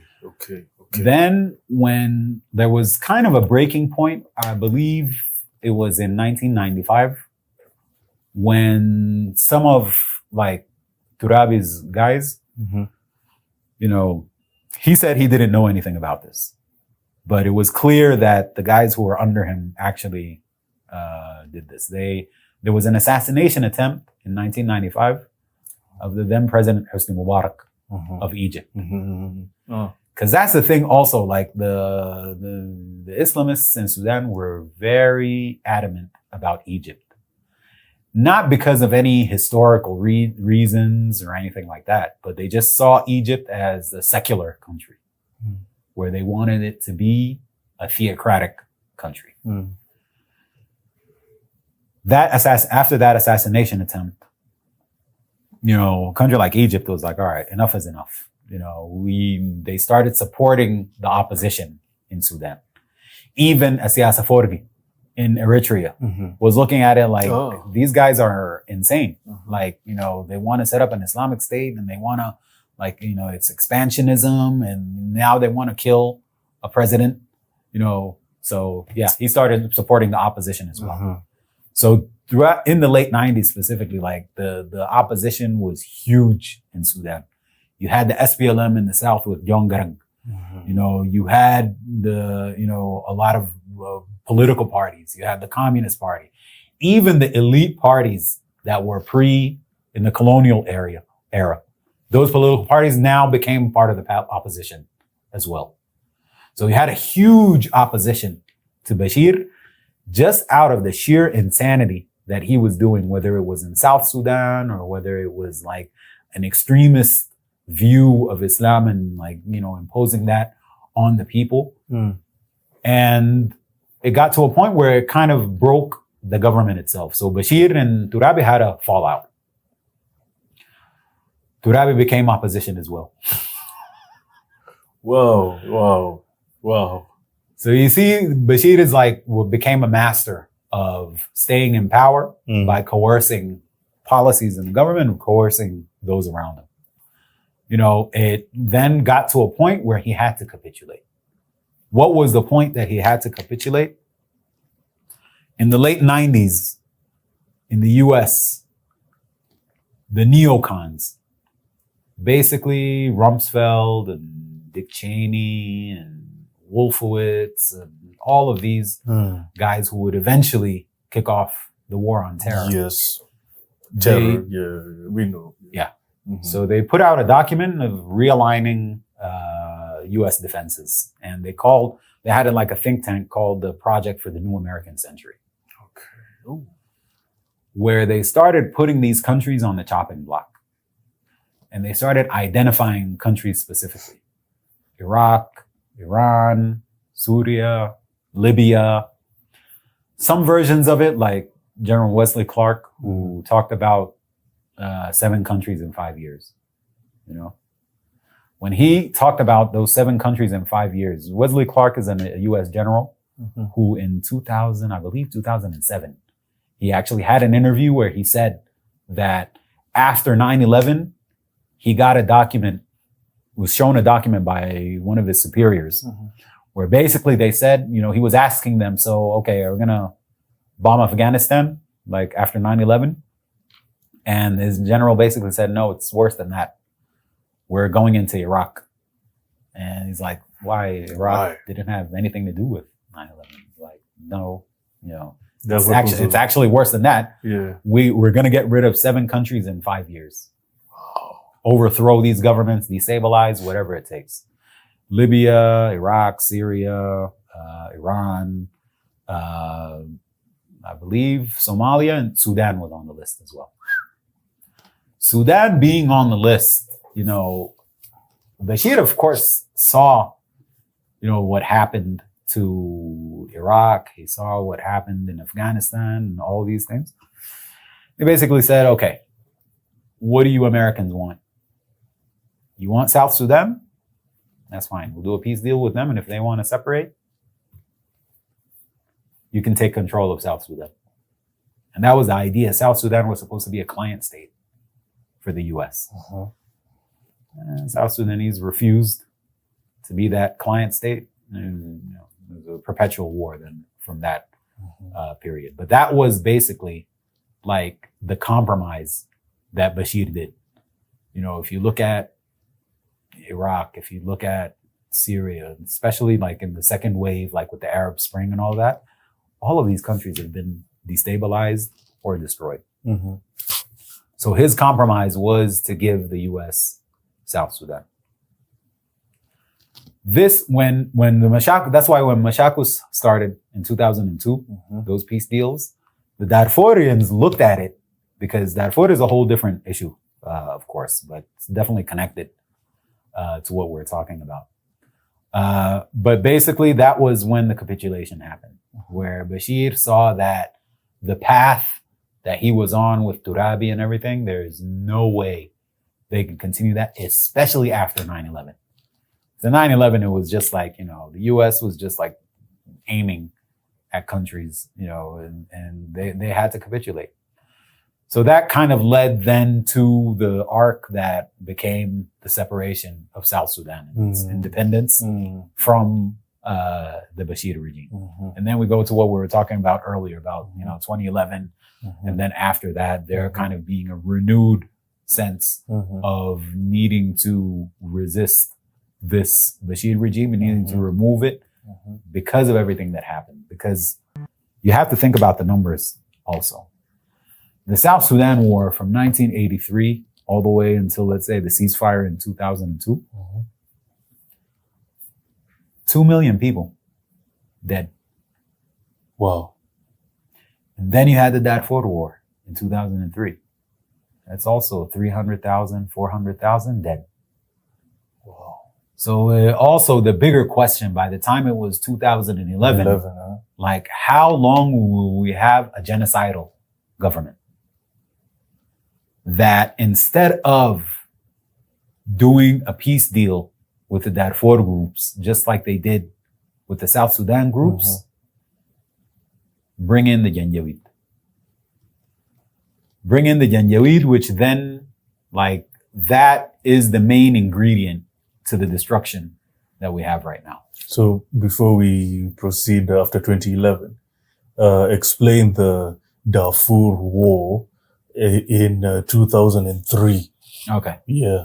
So historically, we talked about like the savannah and the desert, the forest or the jungle and the desert. Mm-hmm. There was always a relationship across Africa. Okay. Between kind of pastoralist groups. These pastoralist groups can be either Fulani, Tawarig, Tabbu. They can be a lot of different groups over there. People call them Arabs out of just like intellectual laziness. Like, the guy has a turban. He must be an Arab. Yeah. But there are different groups with different languages and stuff like that. But there's a common trait of having pastoralist groups seasonally moving southward for grazing lands. Okay. When you start seeing just the colors, the green and that. Yeah. This is all across Africa. Historically, there wasn't an issue because this green line was higher. Mm. There's a desertification that happened through time. Mm-hmm. And the pastoralists had to go further south into the grazing lands. Mm-hmm. Now, with the extreme droughts that happened, especially in the 70s and in the 80s, you started seeing a lot of groups having to move further south. And now it's starting to interrupt agricultural lands. Okay. So in the past, they used to just find grazing lands that weren't actively used as agriculture. But now they're moving into agricultural lands. And this is where the problems started getting really bad. And to add to that, you probably heard about the Toyota Wars in Chad, which is basically in the 80s between different groups in Chad. And this created a huge migration. A lot of people fled that war and they came into Sudan. Okay. The Hemedtis, the Dagalus, and these guys came from these areas into Sudan because it was always like, okay, you can go Sudan as far as the Nile and then you're in very fertile areas. But even if you go to Darfur, you have Jabal Marra over here, very green, a lot of vegetation and stuff like that. So historically, there wasn't a problem with resources when they started coming in. But then little by little with the wars in Chad and the wars in Libya and stuff, you started getting more and more of these pastoralist groups coming into Sudan. Now, if you're a government and you have a problem where you have a lot of pastoralists coming into the country and out of necessity, the logical thing is to start doing, development projects, start digging more wells, finding out how you can irrigate more land. Like, this is a material problem. The problem is the ideology, the Islamo-Arab ideology started seeing this as an opportunity rather than as a tragedy. Because there's always been discontent within Darfur, within the indigenous groups of Darfur, of saying like, guys, this Islamo-Arab ideology is putting us as second-class citizens. So it's not something we ascribe to or anything. And because also it was kind of the reverse of what Khartoum was trying to do. The indigenous groups of Darfur were the educated ones. Almost half of the engineering faculties in the University of Khartoum were from Darfur. They saw the pastoralist groups as groups that are uneducated, they're marginalized, they're this, so we'll let them kind of stay on the margins.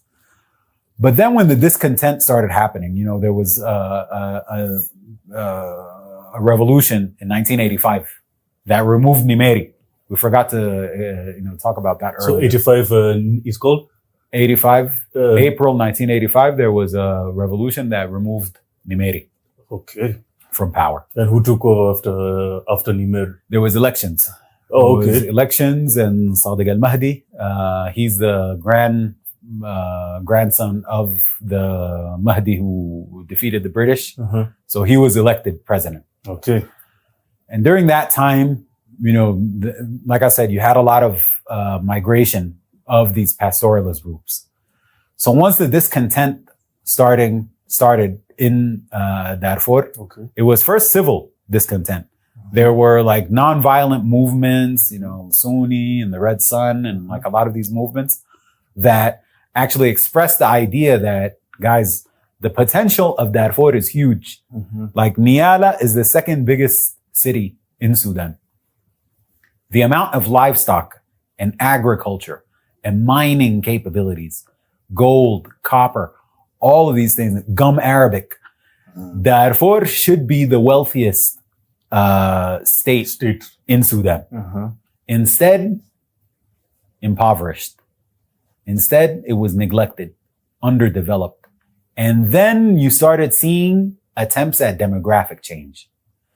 The elite in Khartoum were trying to empower these pastoralist groups because they're fellow Arabs, quote unquote again. So this is where you started getting the problems compounding. Mm-hmm. There's more and more discontent, more and more clashes between farmers and pastoralists. Mm-hmm. This isn't a new dynamic. Even during the South Sudan War, and this was the original sin, before 2003, when Nimeiry and Bashir were fighting the SPLM in the South, they actually armed the pastoralist tribes that are on the border with the South.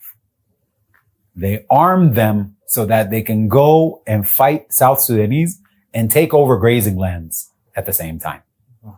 So the idea of the Janjaweed is older than the Janjaweed themselves. It started in the late 70s and early 80s. The problem is, Gaddafi, God bless his heart, but he did some terrible atrocities back in the days. Gaddafi? Yeah. Okay. He turned a new leaf, so people don't like to mention this, but he had an Arab alliance in Libya where he saw different Arab tribes in Libya as supposedly they're supposed to have kind of to oversee the Sahel region. And these were ruthless, like basically Janjaweed types. So he went to war with like the people of northern Chad and southern Chad, like the Burhan, the Tabbu, and these guys. Like he went to war against them as well. But a lot of these groups started coming into Sudan. Okay. So you started getting the ethnic extremism, the ethnic, superiority of the quote unquote Arabized Africans versus the non-Arabized Africans. So you mean to tell me... there was a religious aspect to it as well. So you mean to tell me, I didn't know this. So you mean to tell me that Gaddafi had a hand in the formation of the Janjaweed? Yeah. I didn't know that. But he realized this later. Okay. Like later, once he started switching to a Pan-African view. Yeah. Gaddafi was a little unstable. He was an unstable guy. So like people shouldn't look at, what he does. The general sentiment of a sovereign Libya and stuff like that, people are with it. Okay. But this idea of getting militias and Arab militias and stuff like that is the stuff that actually started messing with the order of things and started messing with the sovereignty of nations. He definitely then started backing away from that. But during that time, it was one of the elements that actually helped in, exasperating this problem of Arabized militias, compounded by the problems of desertification and, the famines, in the 80s and stuff like that. There were famines that were happening in Sudan. So it was kind of like the perfect storm that started leading little by little into what became the Darfur War. Okay. But only after like the 90s period and seeing that like Bashir and these guys are not backing down and they're going full speed ahead, that's when the Darfur rebellion started. So let's talk about it now. Yeah.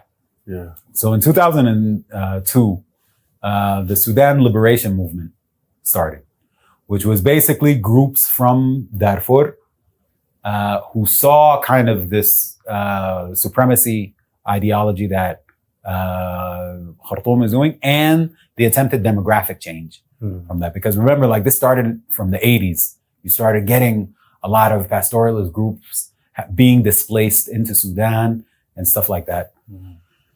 So once the rebellion started, you know, they doubled down. You know, Bashir and his whole government, they doubled down. Even Burhan right now, who's like, you know, the head of SAF, he was stationed in Darfur back then. Oh, really? Yes, indeed. No, I didn't know that. I didn't know that. Wow. Yeah. So once he started getting the rebellion and, you know, people, you know, the Khartoum started, you know, the logical thing was to do, it was in 2003. You already started negotiating with South Sudan. The logical thing to do was to then add Darfur into the comprehensive peace agreement. You know, if somebody rebels out of either marginalization or repression or something like that, they have a cause. There's a reason why they picked up the arms. Sitting down with that person and finding out why they picked up the arms is the thing that could have avoided the 500,000 people who were killed through the Darfur War. But they chose war. Okay. Bashir, his National Congress Party, chose to arm the Janjaweed. And he knows that once you bring, you know, some nomadic groups that, you know, the desert life is something that's very harsh. It's harsh, yeah. You know, even defending yourself and stuff like that. So there's already this idea that you can't even go anywhere across the desert without a weapon.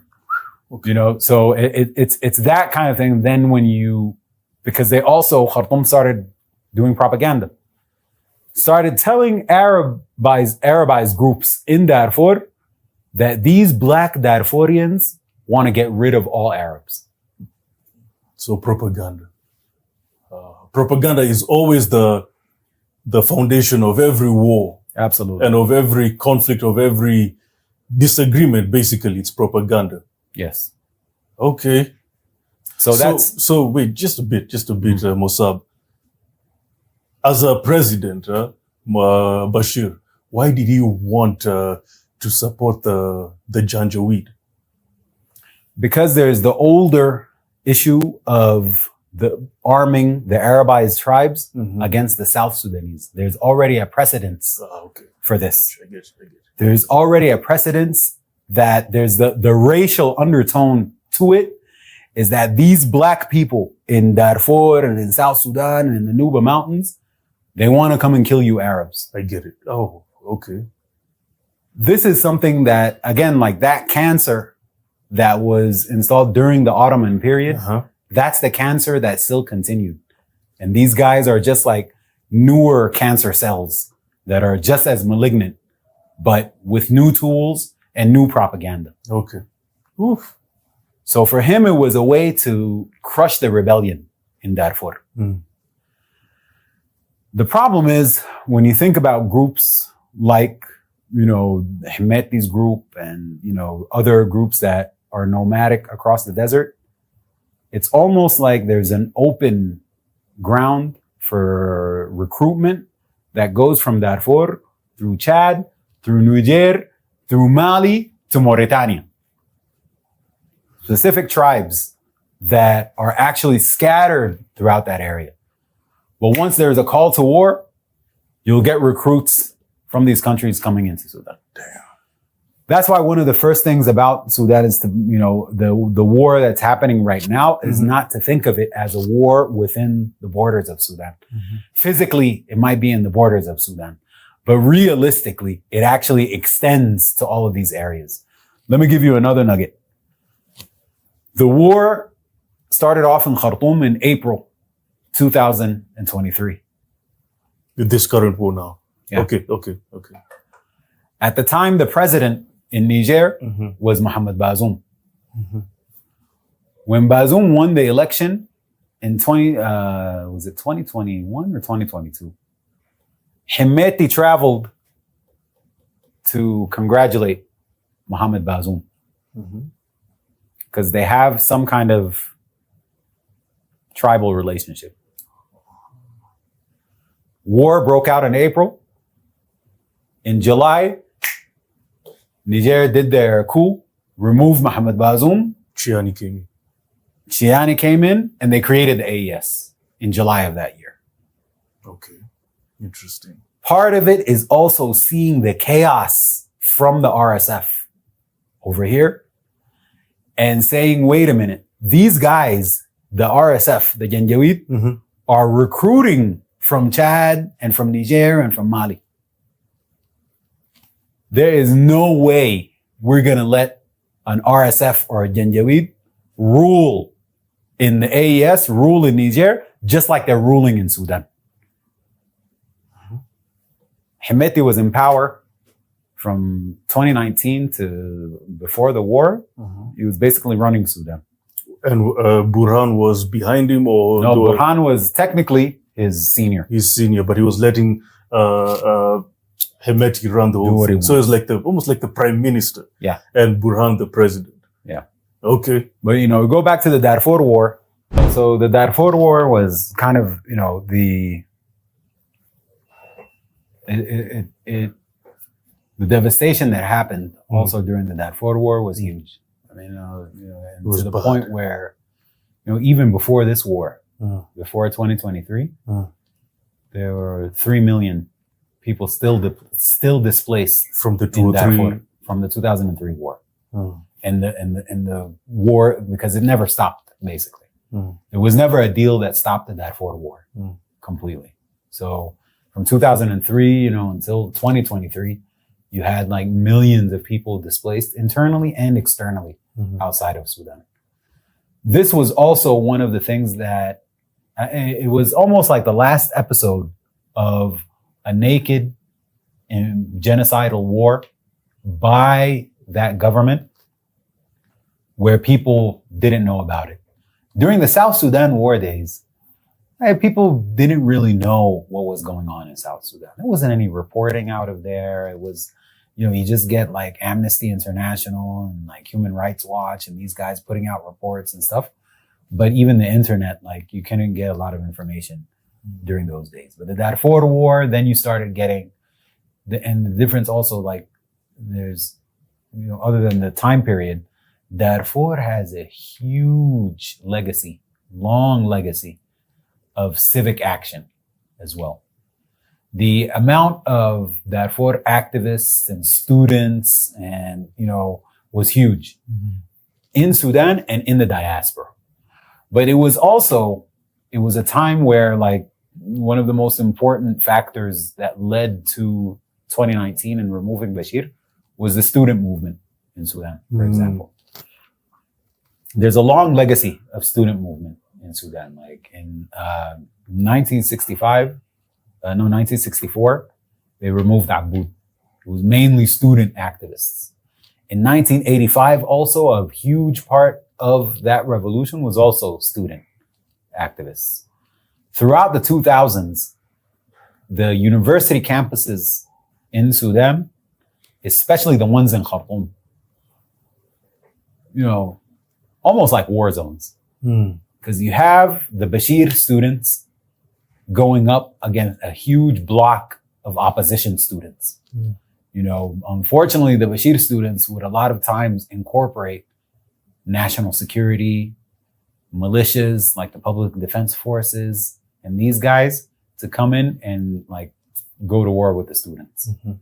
But the Darfur students were there also. So were the South Sudanese students. So there's a legacy of, if I'm a student from Darfur, I'm coming to university in Khartoum, I'm going to sit down with the students from other parts of Sudan and tell them exactly what's going on over there. Okay. So there was a knowledge transfer among the students, and that created a huge student movement. Wow. Even the SPLM, like them and other groups, like they had the African National Front, which was a huge student body in universities in Sudan.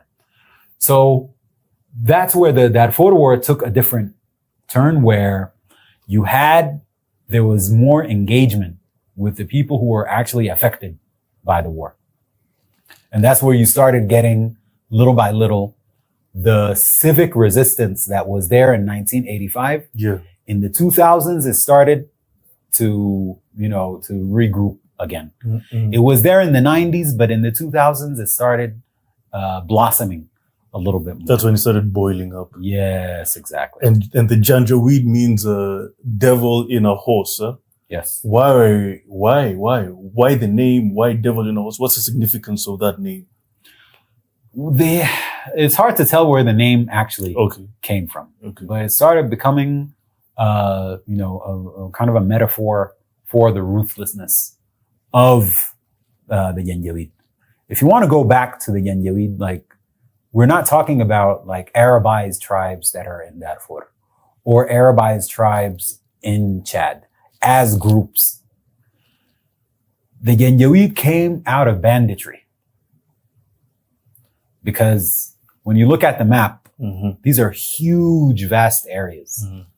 So the trade routes were the main vulnerability because of the banditry.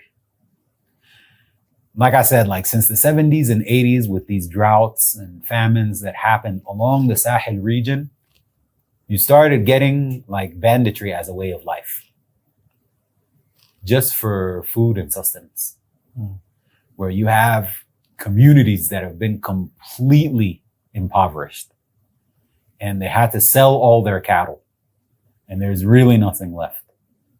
As a young person, you already have your horse or your camel and you have an AK-47. Time to go get some food. Wow. The conditions that exist in that region of the Sahel are conditions that probably the most harshest conditions on the continent, if not in the world. You know, as far as how arid it is, as far as how much desertification happened, as far as how it's been neglected for so long, all of these factors led to a situation, and you had more than enough warlords willing to recruit these bandits. So it's a progression of underdevelopment, of desertification, of all of these issues that then becomes an issue of just basic sustenance and basic nutrition, being able to get food and being able to put a roof on your head, like all those basic necessities started to become very scarce and gone. Wow. So the banditry become a means of survival. Like it wasn't even like, a group, a specific group. It was something that was known that if you're in a caravan traveling, taking some, livestock or something across borders, you're carrying some goods, commercial goods, to go and sell in the market in Niala or going to N'Djamena in Chad, you had to have protection. It literally the wild, wild west in that area. But that's the whole reason why you're supposed to have governments to solve the problems, these kind of problems that lead into conflict. Instead of them looking at like trying to solve these issues and trying to development, digging wells, like all of these things, reforesting areas, like, basically the exact opposite of, I have a rebellion, so let me use these guys as my army and we'll pay them. And it worked. Wow. It worked, and he started, first recruiting the groups that are in Darfur, and then those groups started bringing groups from outside of Darfur. So that's where it started to become a militia state. We've done a lot of research about the idea of turning the country into a militia state, into the idea of, bounty and, loot being the method of payment. That's also another thing. It's like they're bandits anyway. So, we don't have any salaries for you. But whatever you take from those villages, that's yours. So it became a mode of operation. Damn. It's like you're creating a monster. This is from the 70s through the 80s, intensified in 2003 with the Darfur rebellion. Yeah. So then it started to get out of their control. The Janjaweed started becoming a force that they can't control anymore. Started seeing divisions, different Janjaweed leaders, like taking different sides and stuff like that.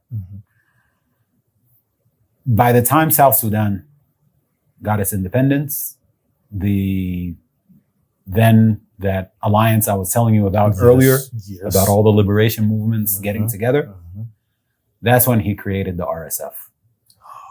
And the RSF now is like the formalized Janjaweed. So Bashir formalized it now. Yes. So before it was an outsider movement. You guys, I'll support you and everything, but I don't official want to, but unofficial. Yeah, official but unofficial. I don't want to officialize you guys yet, but now I want to officialize you. So he kind of rebranded it into the Rapid Support Forces. Exactly. Damn.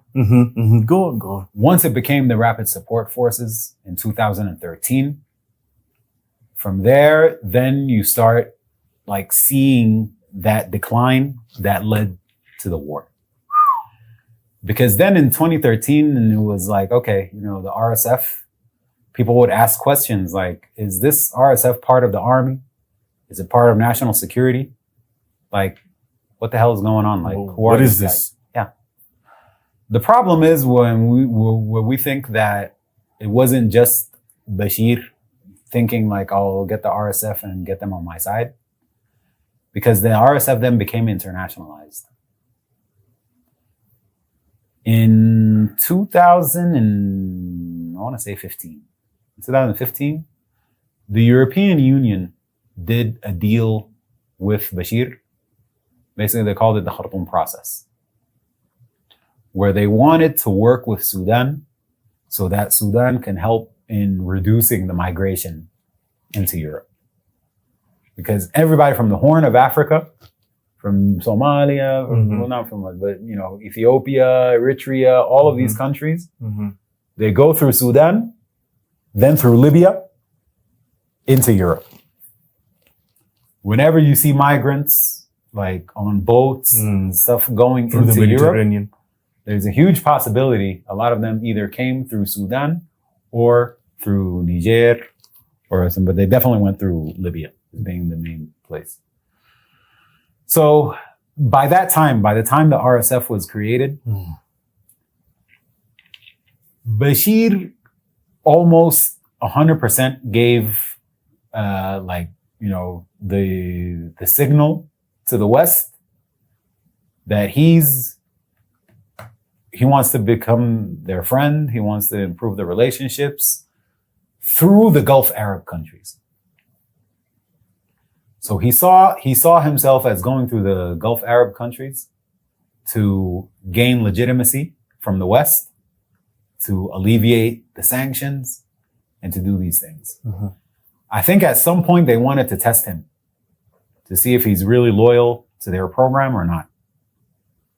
So Bashir actually bragged about helping the Qataris remove Gaddafi in Libya. So once the Arab Spring happened in 2011, that was interesting. That was a huge scare for Bashir because Hosni Mubarak is gone. Bashar al-Assad is in trouble. Ali Abdullah Saleh was removed from Yemen. The area was going through change. So he knew he was on the chopping block when it came to removing countries that are regime change countries within the Arab Spring. Some of the movements in the Arab Spring were 100% organic. Tunisia, Egypt, even Syria in the very, very beginning when there was like protests, Yemen, but empire won't leave the fate of these countries to be determined by their people at all. So the intervention started. And that's when they started supporting armed resistance in Syria, which ultimately became ISIS. And of course, there was Libya, Gaddafi. By that time, Gaddafi, like all of that stuff about Arab militias and the Arab alliance and stuff like that, he went away with that. He let that go. He, turned more towards Africa and stuff like that. But his removal was actually the event that destabilized the entire region. Including Sudan?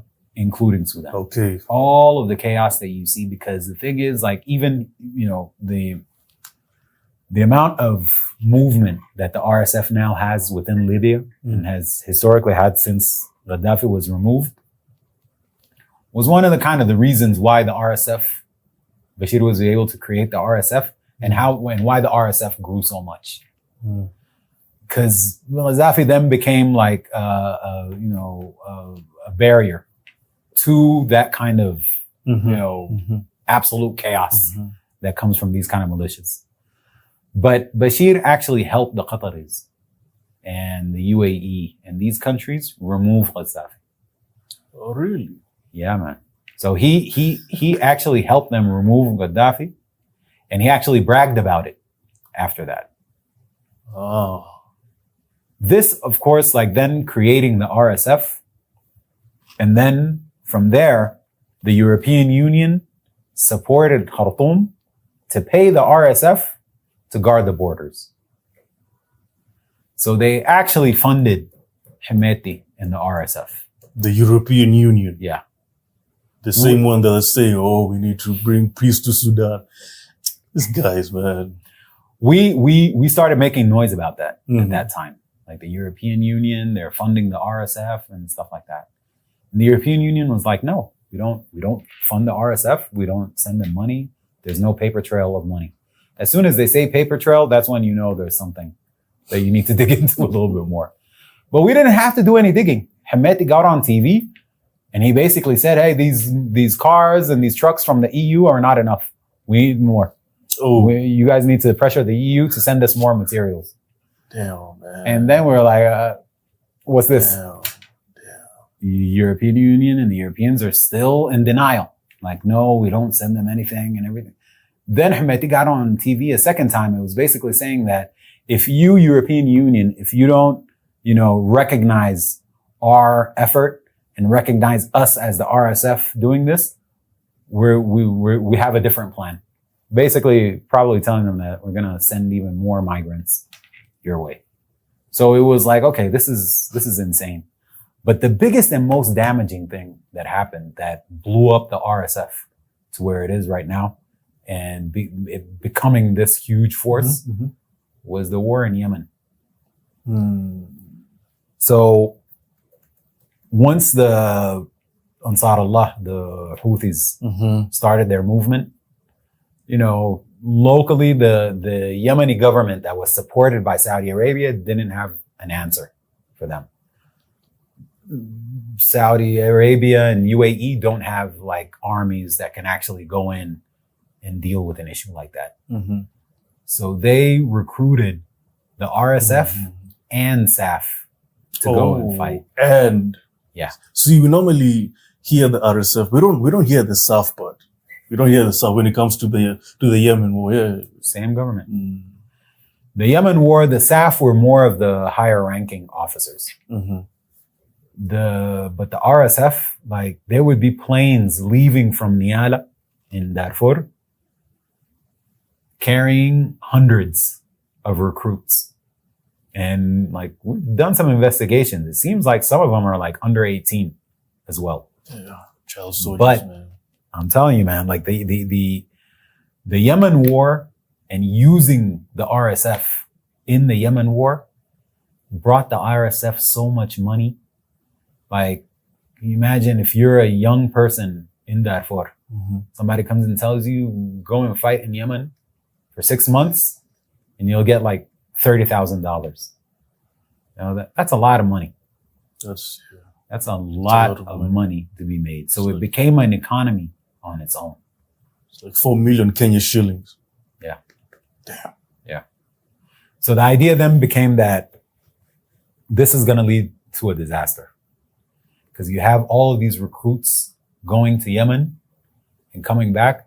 You have even tribal leaders from RSF, within RSF, complaining, saying that these recruits, they go to Yemen and they come back, and with that money, they get like motorcycles and an AK, and they start robbing people. So you haven't even trained the person to be a soldier and to understand that, you know, criminality is the enemy. It's the exact opposite. You were recruiting basically the future Janjaweed that would come through this war and inflict all this chaos. All of this is right under the command of Al-Bashir, and the entire SAF were there supporting the RSF in this. Wow.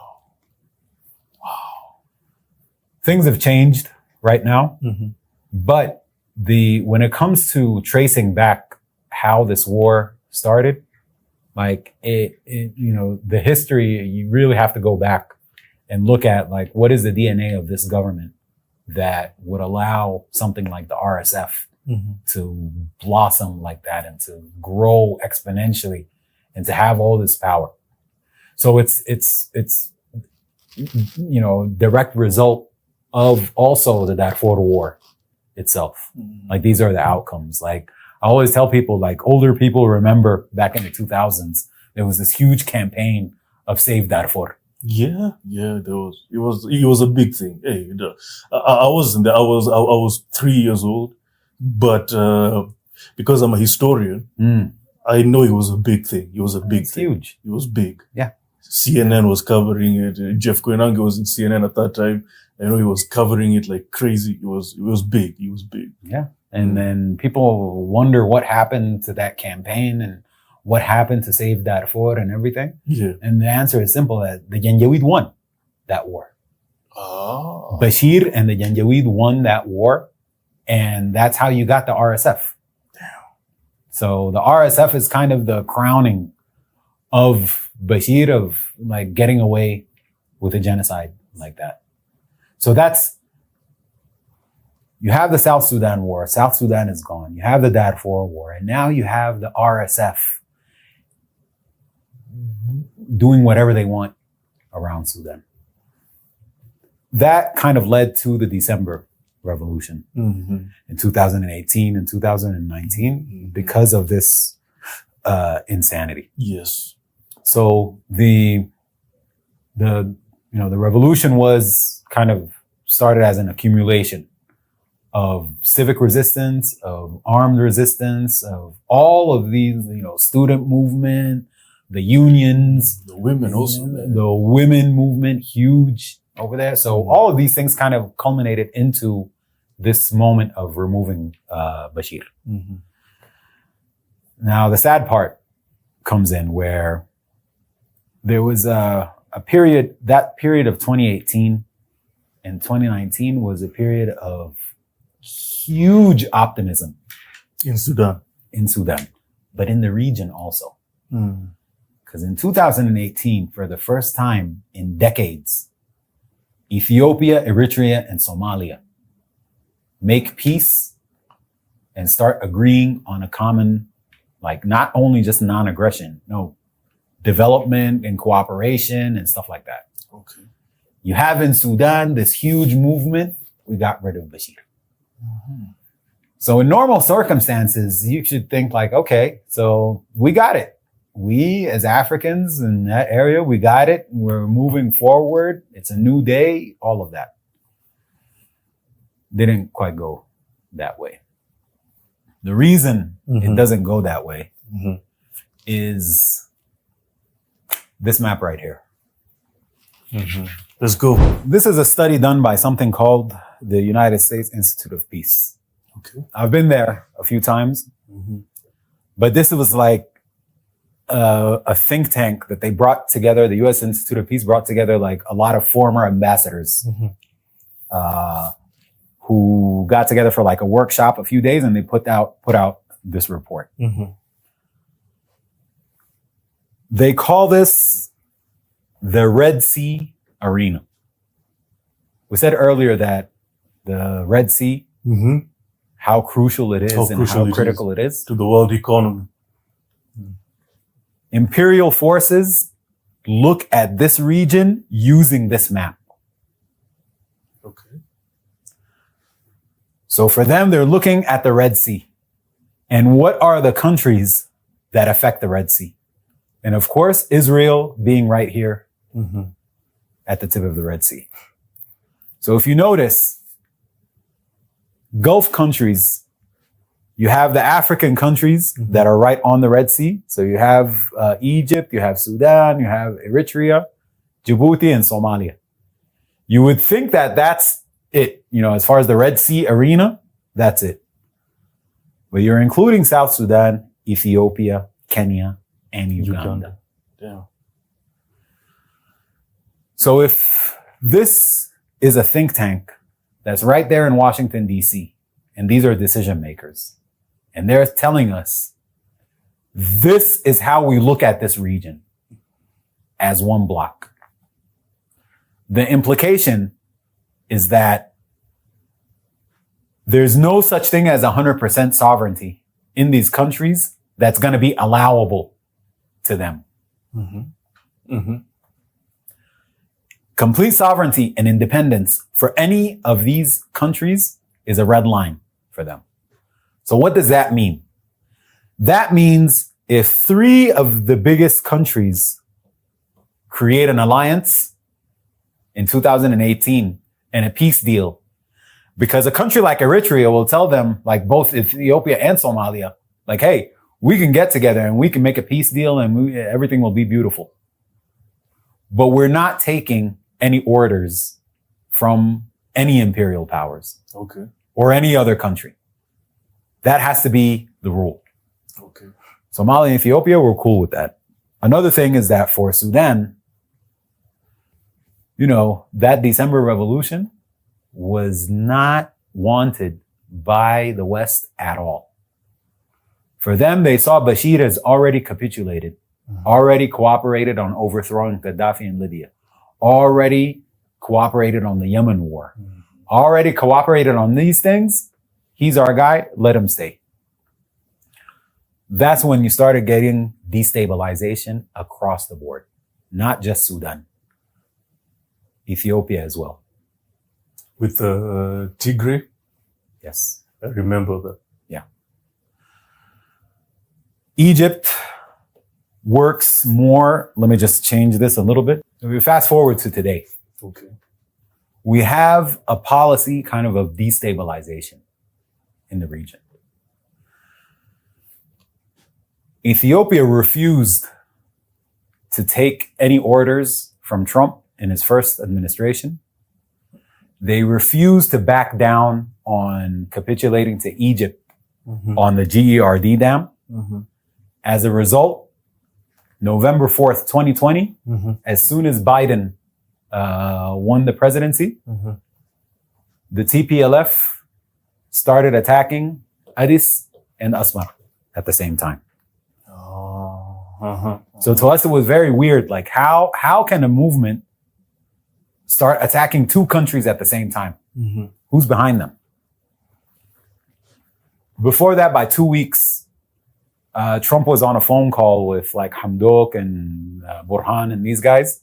And he was basically telling them that you have to talk to Ethiopia. Because if you don't talk to Ethiopia, the Egyptians are going to blow up the dam. 2 weeks after that, TPLF went in and they started their war, attacking both Addis and Asmara. Sudan, once Bashir was removed and the transitional government came in, the US started making some weird demands.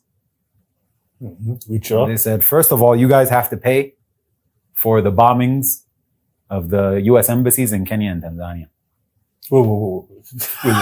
Wait. Okay, we can come down and sit down for this one. Wait. Let's stay there. Just stay there. Uh-huh. What the hell did you just say? You remember, it was in 98, right? The bomb blasts in the U.S. embassies in Nairobi and in Dar es Salaam. In Dar es Salaam, in Tanzania. What do you mean? Like the way you just, the way you just said it is like, explain it. What do you mean by that? So they're basically saying that the responsibility of governments carries on whether that government is still there or not. They become a burden on the state itself. I told you, like, Bin Laden was here in Sudan, like in the 90s. Yeah, he told me that. Mm-hmm. Right? Mm-hmm. But by 98, there wasn't a Bin Laden. It's a way to pressure the transitional government by making them responsible for Khartoum kind of being a hub for terrorists back in the 90s. The USS Cole was blown up in 2000 in the Red Sea. Mm-hmm. Sudan also had to pay for that. They're telling the transitional government, you guys have to pay this money, or we're not lifting sanctions and we're not doing anything. A lot of the politicians try to explain to them, like, listen, the guy that was actually doing that, we removed him. He's not there anymore. We took him out. His political party is illegal now. It's supposed to be disbanded. Mm-hmm. Why do we have to pay this money? Again, it had nothing to do with compensation. It had nothing to do with terrorism or any of that.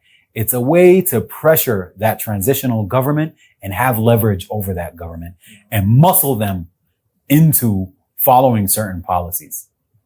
Now, what was the main policy that they wanted from the transitional government? Normalization with Israel. Okay. You have to normalize your relationship with Israel. You have to open an Israeli embassy in Khartoum. You have to have a Sudanese embassy in Israel. And now you're part of the Zionist family. Mm. The Abraham Accords. Yeah. Those Abraham Accords, they pressured Sudan to get into the Abraham Accords. Both Hemedti and Burhan were 100% fine with normalizing with Israel. Okay. It was the civilians who refused. And why is that? The civilians understood that if you normalize with Israel under these Abraham Accords, mm-hmm. you are going to be under the direct, authority of two of the most right-wing governments that have ever came to either the US or Israel. Mm-hmm. And not only that, the escalation that's been happening from the Israelis leading up to what we're seeing right now in the Iran war has been brewing for decades. Mm-hmm. So you had to understand that, okay, since you had the war on terror, since 9/11, it was clear that the US and Israel are on a rampage to get rid of Libya, to get rid of Syria, to get rid of Iraq, to get rid of Yemen, to mess with Lebanon, to further colonize the Palestinians. Like, they're on an upward escalatory trajectory since 9/11. You have to look at it for that whole time period. Mm-hmm. That the neocon plan to actually take over the Middle East, either control it or destroy it. That they're now including Sudan as part of that equation. Mm-hmm. Sudan has always been on the margins of the Middle East, mm-hmm. but now it became imperative for them to squeeze Sudan into the Middle East and squeeze it into the countries that are with the Zionist normalization. Mm-hmm. Egypt already normalized with Israel, since the Camp David I'm not Camp David. I mean the with Sadat in the 70s. Eritrea and Ethiopia, they don't really have a big problem with Israel. You know, it's not really an issue for them. The biggest issues for them, for this Red Sea thing, is Sudan and Egypt. And Egypt already normalized a long time ago. Yeah. For them, they want Sudan to be part of that normalization. Just if we go to a detour, Somaliland and Israel. There you go. Mm-hmm. You see that? Mm-hmm. So Somalians are very clear about like them not wanting to have anything to do with the Zionist entity. Mm-hmm. So then you have to create some creases within the country and recognize it in order to destabilize the country a little bit more. But the Somali destabilization was before that. Especially, 2006 was kind of the breaking point for that. So when you start looking at it, it's like, okay, you have countries that right now, a snapshot right now, that are completely destabilized. Sudan is completely destabilized. The Democratic Republic of Congo is destabilized. Ethiopia has 5 different rebel groups that are at war with the government. Somalia is going through a tough time between like the Somalilanders and the Shabab in the south and like all this kind of stuff. So then you start looking at it and you're like, okay, well, what's driving this? Like, why do we have such a hard time with stabilization? And once you start zooming out, you start understanding that it's by design. It's by design. Once countries start talking about their sovereignty and start taking control of their own destiny and start controlling their resources and start looking at it, especially now that you have things like BRICS, for example. Yes. Where you have an alternative. This isn't the unipolar moment anymore. Now all of these countries can completely and 100% rely on the BRICS countries without needing a single penny from the West. We're at that point in history right now. So that's why I think for them it became imperative that if they can't control the country, then they don't want it to be a beacon for sovereignty and for uniting and working with other African countries. So they would rather destabilize the country rather than it being an anti-imperialist country. And that's kind of the main issue why they were pressing on the Abraham Accords and paying all these hundreds of millions of dollars in, compensation, which we didn't really, have anything to do with. But yeah, that's kind of the story of why the transitional period didn't work. Mosaab, resources. We haven't talked about resources this whole interview. I don't know if you have like a visual on the resources and everything. Sudan is very rich in oil and now what everybody's talking about with UAE and RSF is gold. Yeah. Tell us about Sudan and its resources. Yeah. Sudan, primarily, it's an agricultural country. Like that's the biggest, industry historically in Sudan.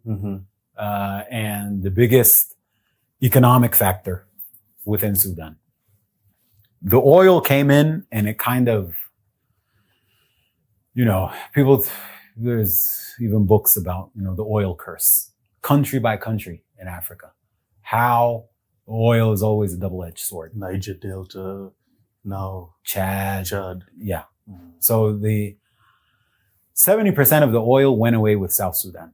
That's where most of the oil concessions were in South Sudan. So once South Sudan became independent, then the question of, well, what would become the main economic driver for Sudan? And that's where the gold came in. There's always been gold in Sudan, mining. People understood that there's a huge reserve of it.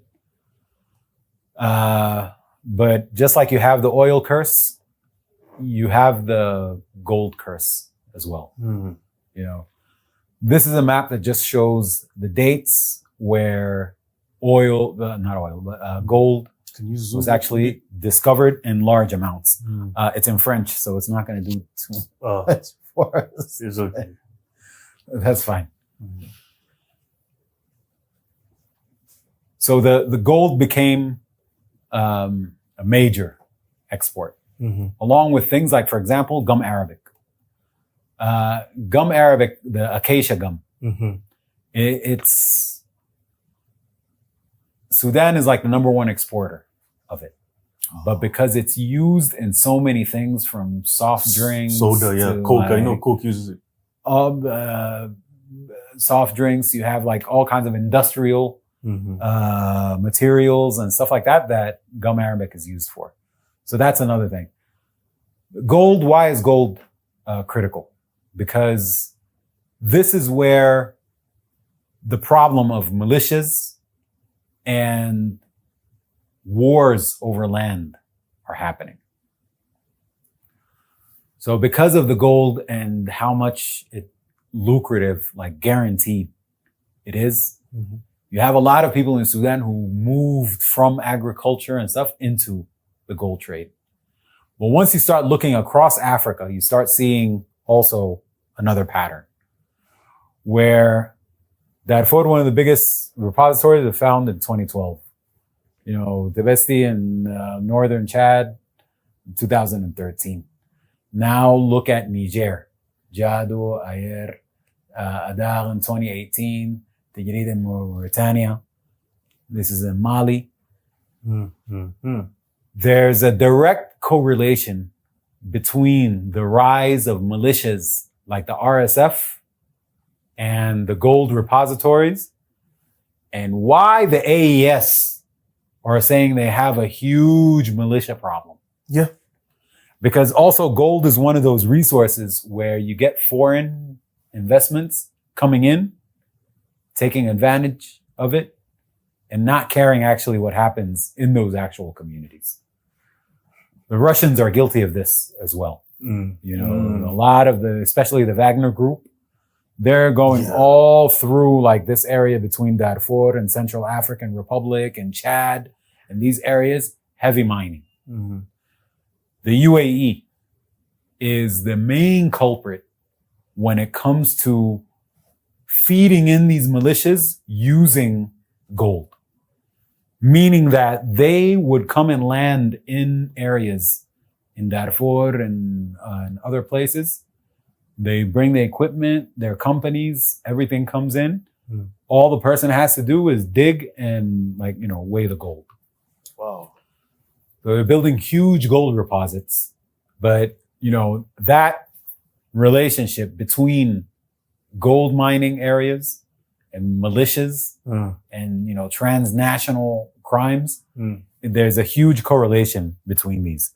And the problem is when you get to gold has so many other problems when it comes to the mining. People are using cyanide and very poisonous things that are not only in the affecting the mining area, but the areas around it. Like the cyanide poisoning going into the water and into the soil and stuff like that. So just those are the main things when it comes to the economy. The agriculture, oil has been diminished a lot, especially after the separation of South Sudan. But gold and gum arabic. Gum arabic is not the main ones. Yeah. So let me ask now.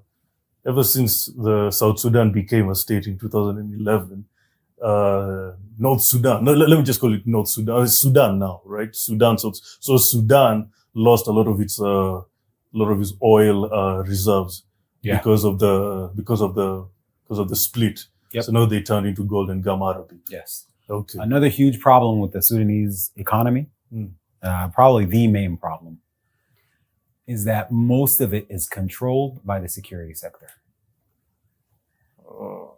SAF, RSF, previously the National Security Service, all of them have huge companies that are working under their command and basically monopolizing parts of the economy. So you have not only privatization, Under normal circumstances, you look at that, you're like, okay, that's nationalized. Like, no, it's not nationalized. It's companies that are set up specifically to feed into the army and to feed into the RSF. The RSF has a conglomerate of 18 companies. Huge. In all different sectors. Mining, livestock, infrastructure building, tourism, whatever it is, the RSF has a company for it.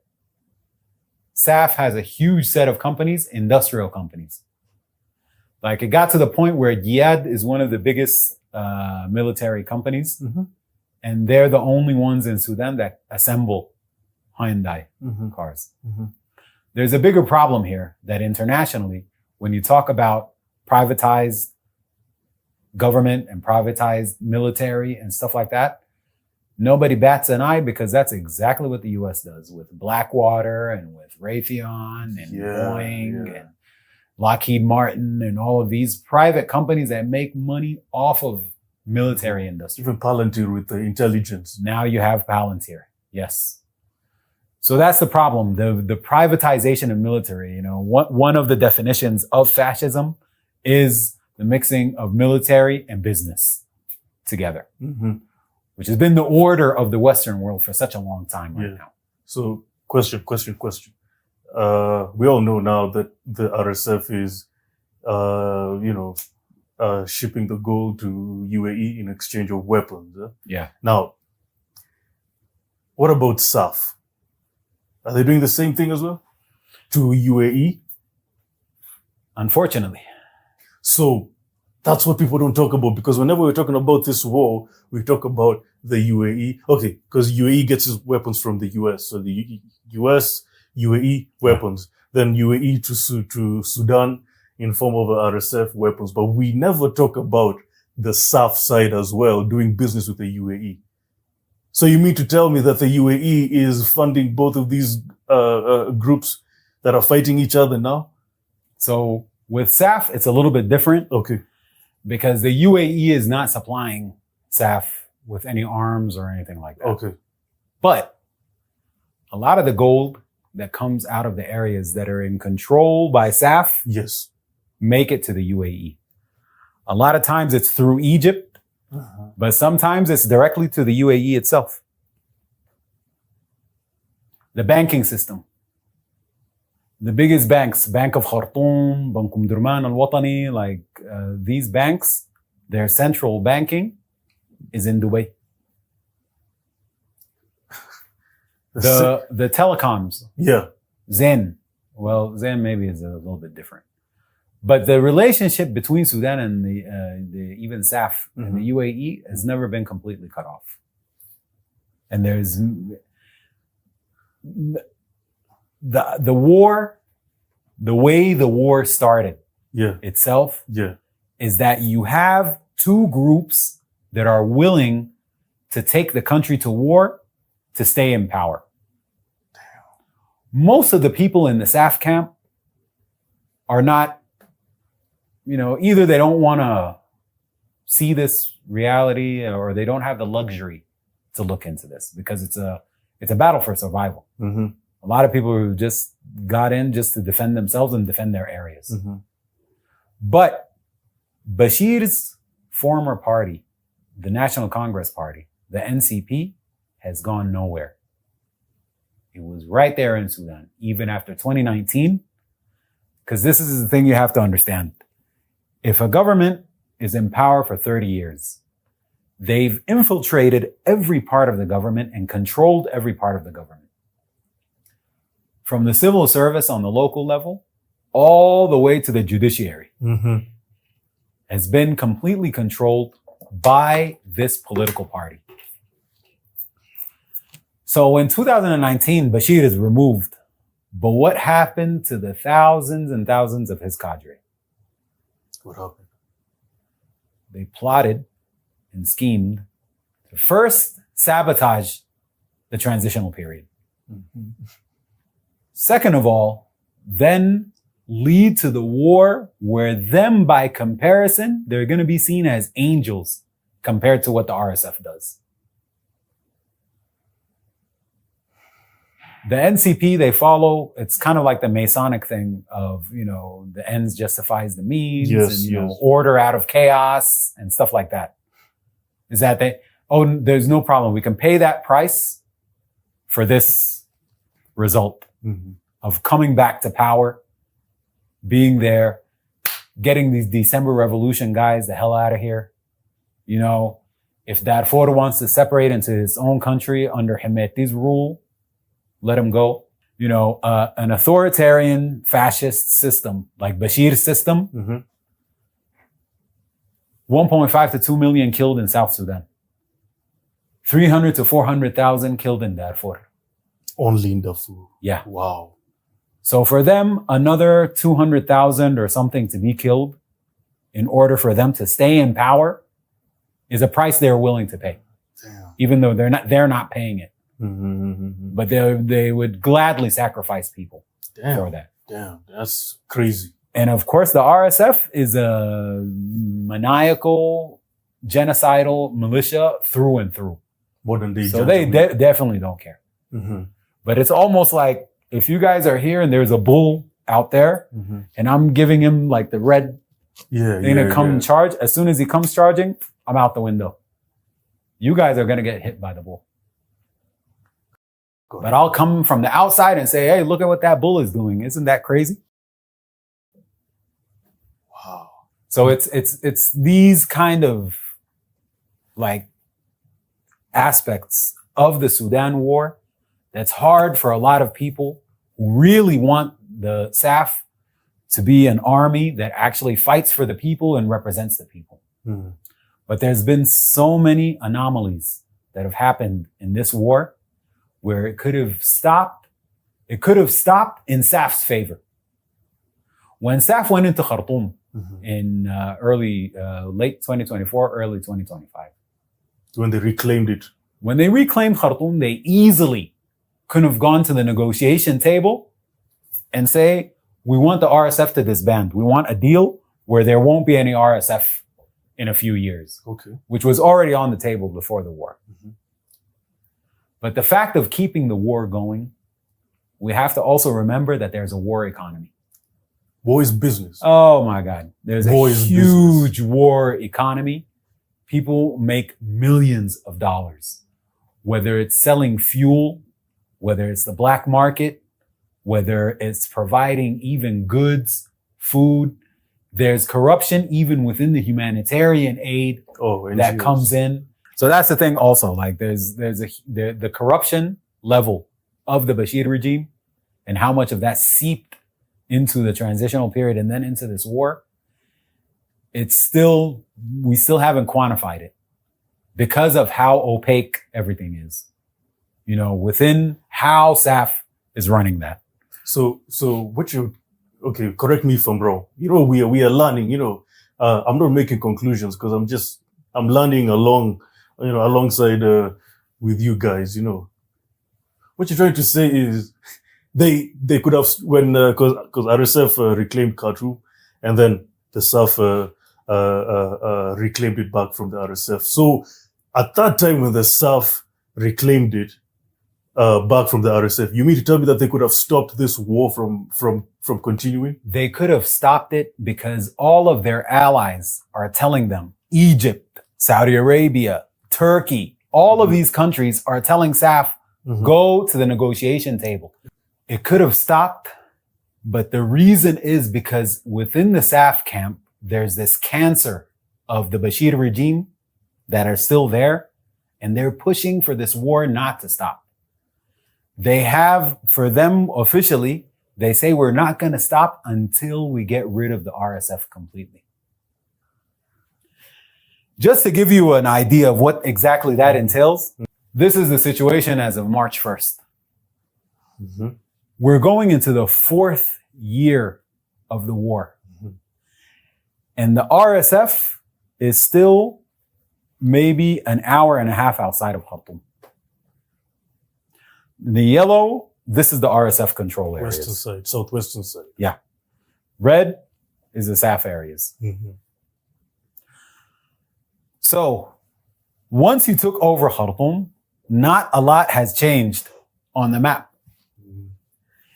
It's been 2 years and you still, first of all, you're not able to take any of the Darfur states.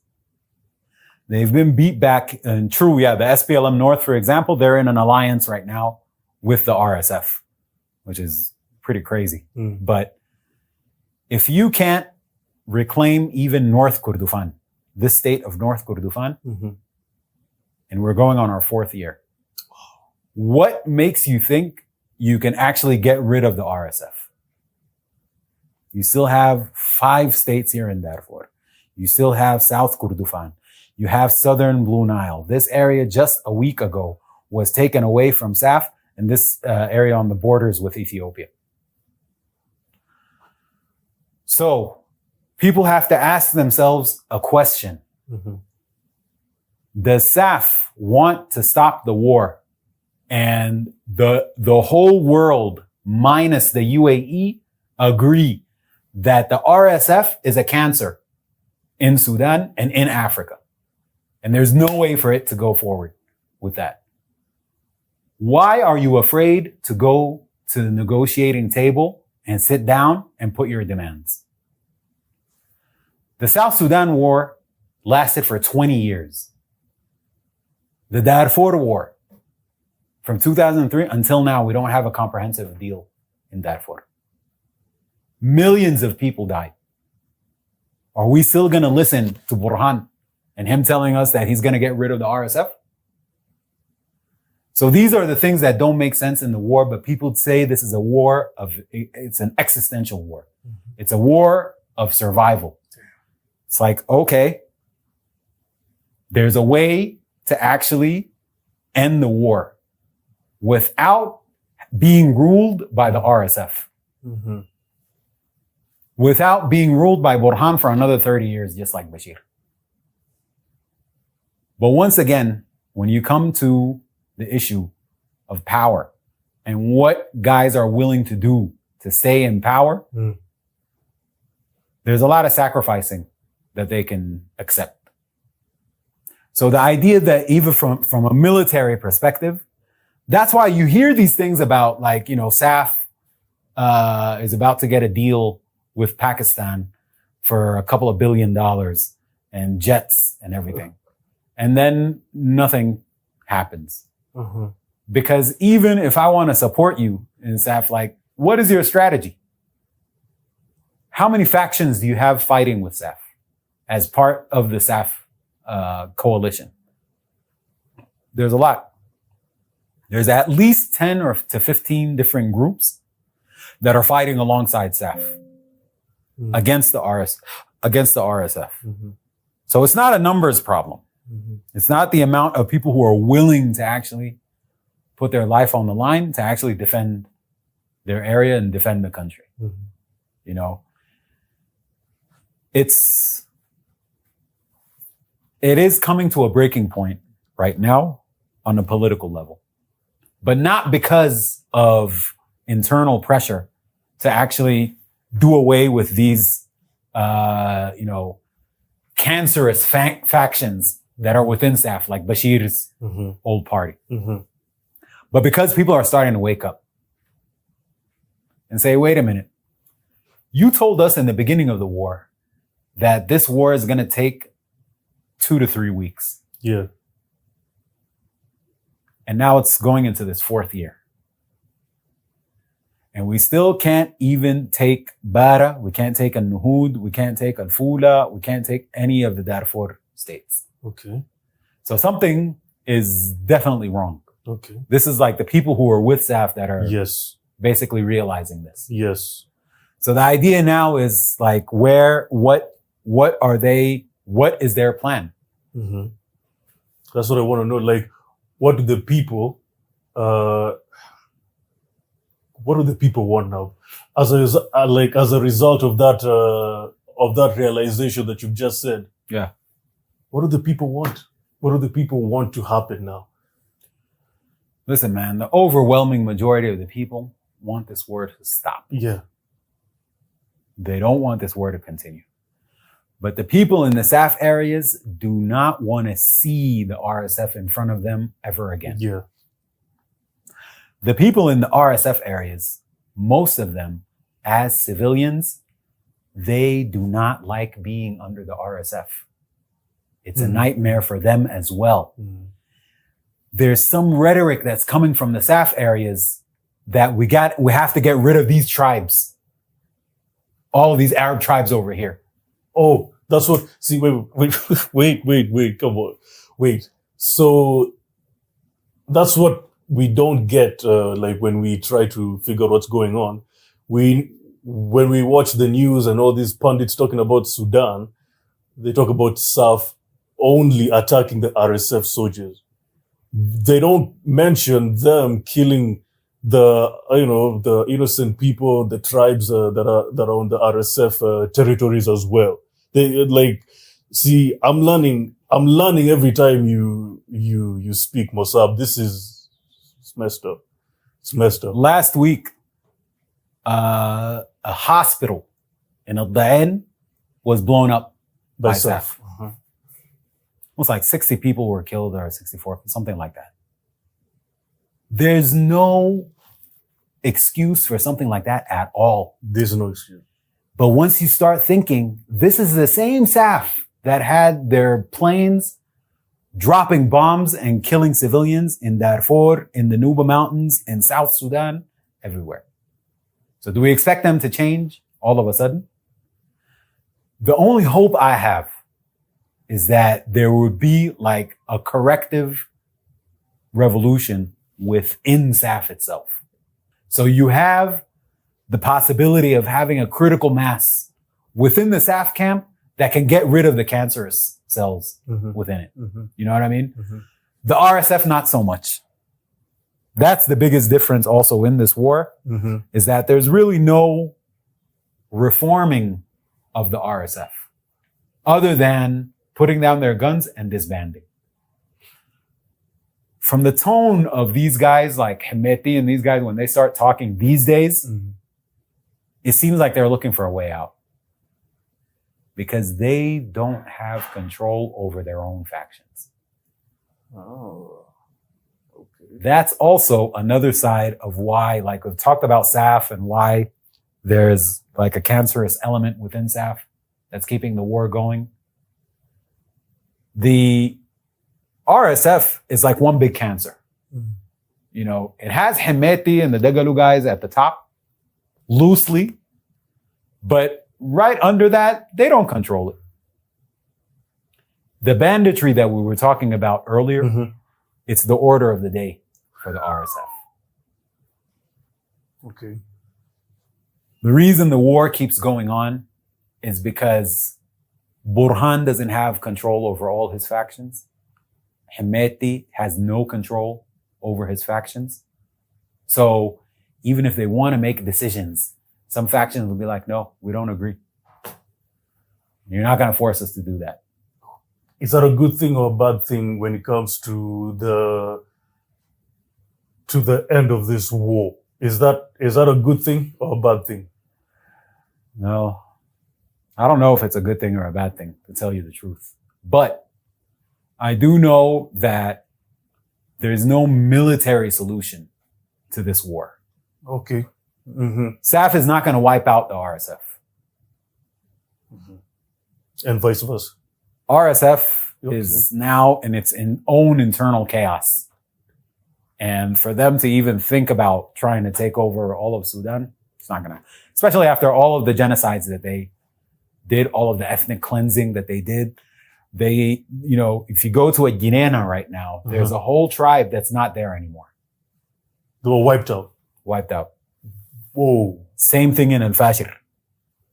There's an entire tribe that's just not there anymore. Wiped out or had to flee.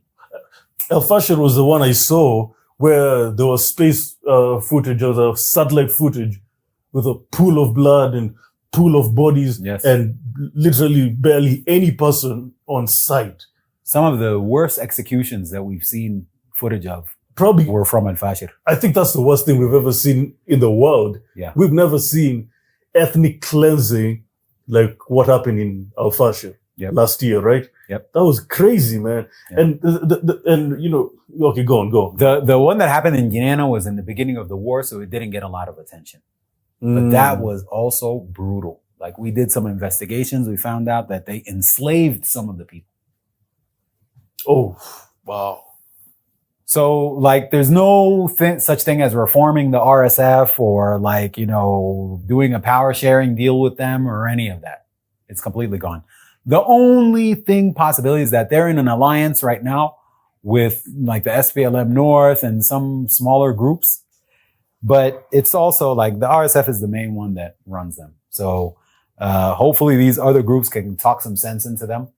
But it's not looking good as far as ending the kind of war,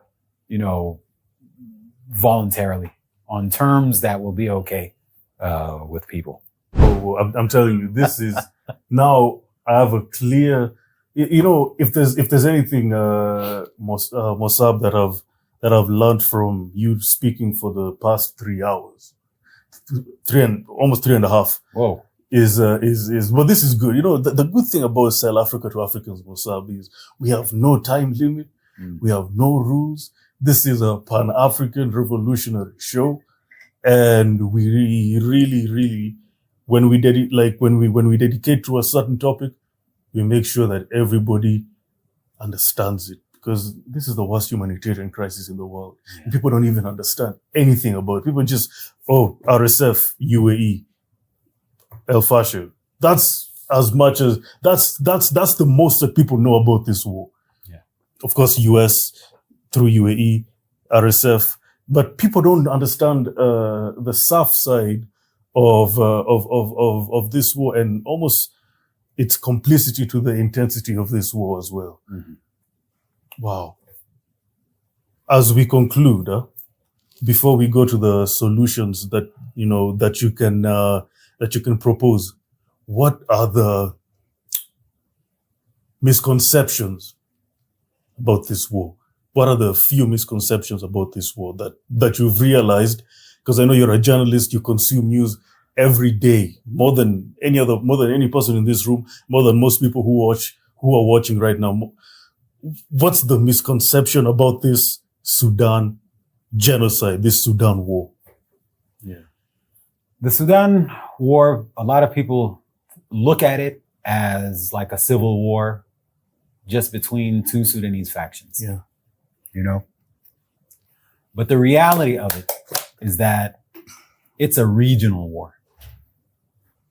It's a regional, it's a neo-colonial war. Okay. The reason for that is because, especially since 2019, the amount of control that outside countries had on Sudan was massive. Mm-hmm. You got Burhan pretty much being under the wing of a Sisi in Egypt, to the point where he even supported the TPLF in their war on Ethiopia and Eritrea. Opened the borders, let them set up camps over there, and tried to do a cover story of, no, we want to take over this disputed area between us and Ethiopia. What happened as a result of that? Almost 800,000 Ethiopians dying. And it was clear that Burhan was taking his orders from a Sisi. You take the RSF. Okay. The RSF owes its existence in maybe the past 7 years or so to the UAE. The UAE using them in Yemen, partnering with them on gold, on livestock. Livestock is a huge one, by the way. We forgot to mention earlier. Mm-hmm. But livestock is one of the top exports of Sudan. Wow. But more importantly, the UAE trying to put its military footprint on Africa in general. Mm. The RSF was their main client and still is their main client in Africa. So if you have the two major military outfits in Sudan, who control most of the economy and are pretty much handled by these Arab Zionist countries. How is this a local war among Sudanese? You have the entire region suffering because of these countries like the UAE, that's also meddling, like you said, in Somalia with recognizing Somaliland.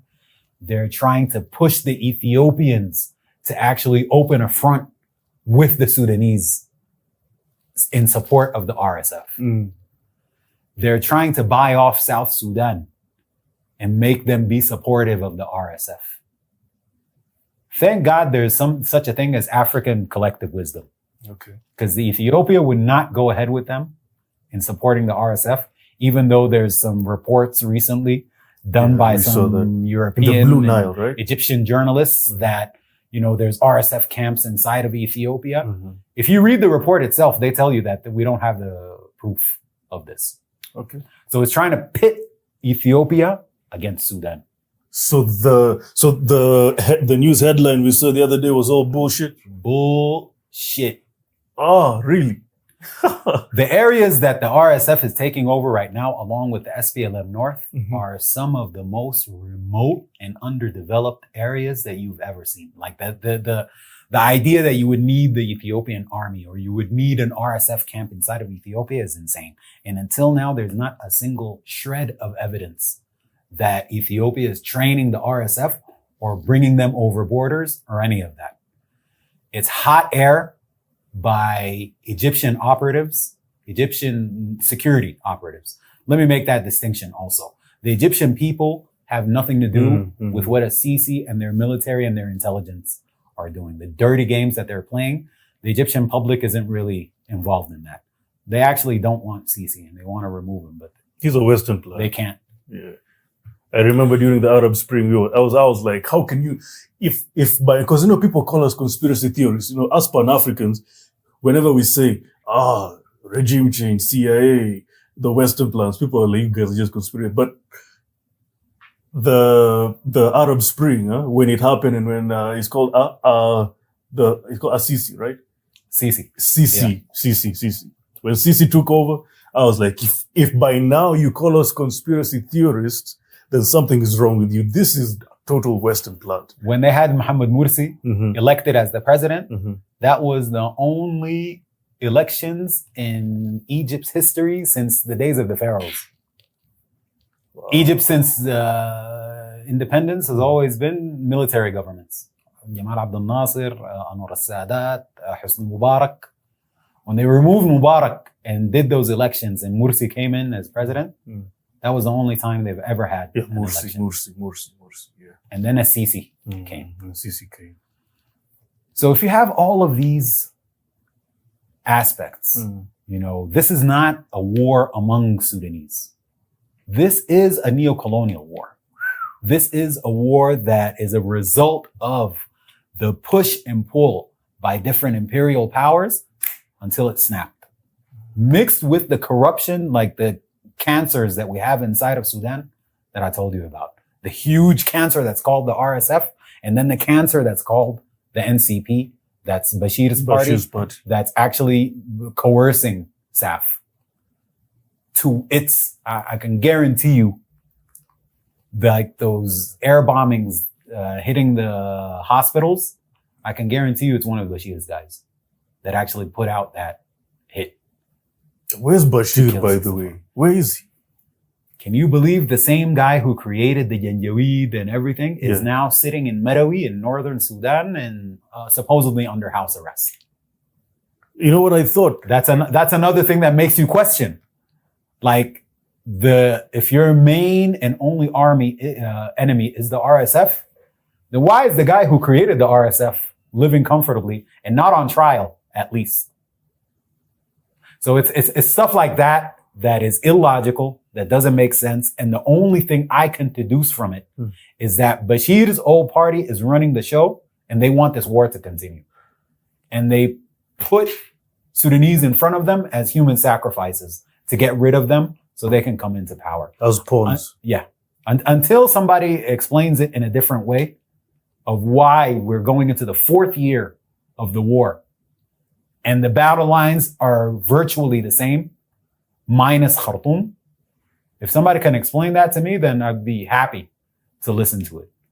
But as it stands still right now, I believe that Bashir's former regime pushed for the war, pushed to start the war, because they know the RSF are kind of in the same way. The only way they can have a future over in Sudan is if there's wars going on. These people have zero value when it comes to helping the Sudanese citizens themselves, developing them, educating them, providing services, all of that. Their balance is zero. The only thing they know is the bloodshed. Whoa. Well, okay, I was talking to Ahmed Kabalo, African Stream founder, very good friend of mine. And he was telling me, and I was telling him that, because I was thinking Bashir is somewhere in Cuba or in, I don't know, somewhere where the US is He's in Sudan. All this time he has been in Sudan. This is insane. It's insane. He's in Sudan. Ahmed Haroun is in Sudan. Ali Nafi is in Sudan. Ali Usman Muhammad Taha. All of the genocidal cadres of Bashir are living their life fine and comfortably. The creators of the RSF and the Janjaweed and all these ethnic cleansing, they're there. And they're just like, no. We just need to get rid of the RSF.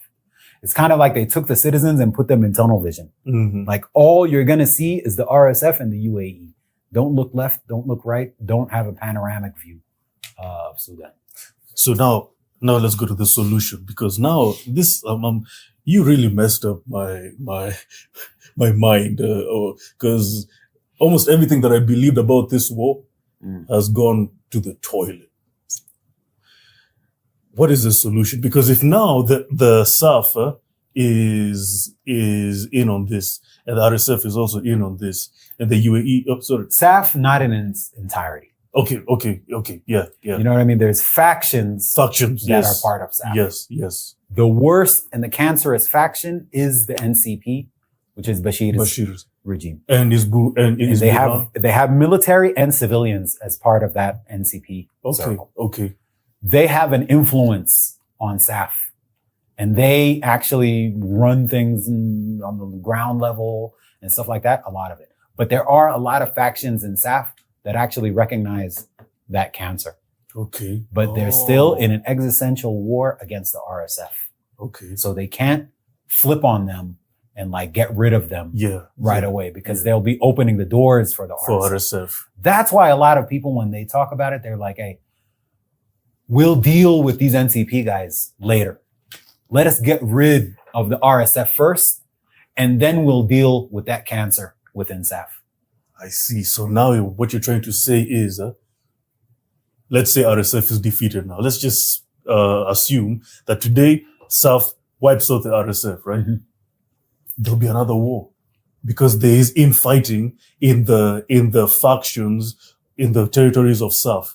So this is going to be another bloodshed that is waiting to happen. I mean, the only saving grace to that would be if that's a big if and a big assumption, like getting rid of the RSF. Mm-hmm. But then it would be more of a political battle than it would be an actual armed struggle. Getting rid of the NCP is not so much a military question as it is a political question. Mm-hmm. What happened in 2018 and 2019 will most likely happen again. As soon as the dust settles from this war, the idea of questioning now governance, military rule, the economy. Most important. Are you a vassal state or are you a sovereign state?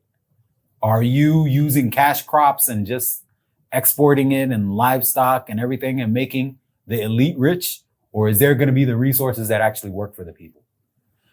There's no running away from these issues at all. Like if the war stops today or if it stops in a few years, those questions will still linger. But the biggest question of all is the question of accountability and justice. If you notice throughout all of our talk right now, I've never pointed to a single incident where there's been accountability or there's been justice for the huge violations that have happened. Inhumanities, a lot of them. Exactly.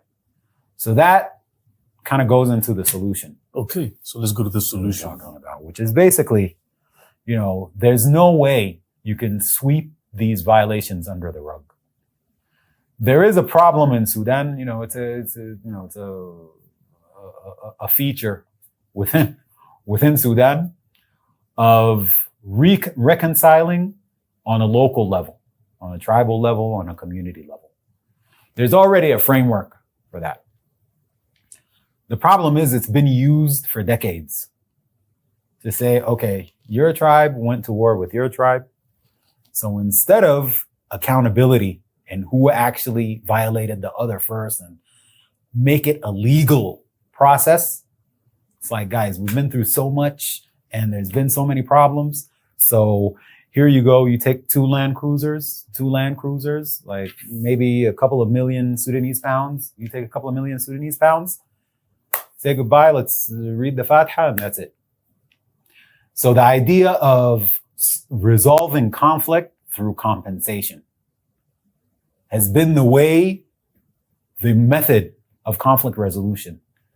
If you leave it up to the RSF and SAF and the NCP and these guys, that's how they've been doing it for this whole time. So the message, if I have an idea to be a bandit or to do crime or something like that, I go, okay, so if I do something, then just, person will be compensated and I don't have to serve jail time. I don't have to be held accountable to this. The question of justice is always a question that is not accommodated either by our own governments and definitely not by the international order. That's starting to become clear right now. Okay. Like with this whole genocide in Palestine, this war on Iran, the Epstein stuff, like there's so many different indicators that show that the idea of justice and accountability is definitely not going to come from Geneva or Washington, D.C. Congo. Or anywhere. Yeah, what's going on in Congo is crazy also. There you go. And you see what happened in Congo. It's a power sharing deal. It's make the guys at the top, make them rich, but is it changing the situation of the people on the ground?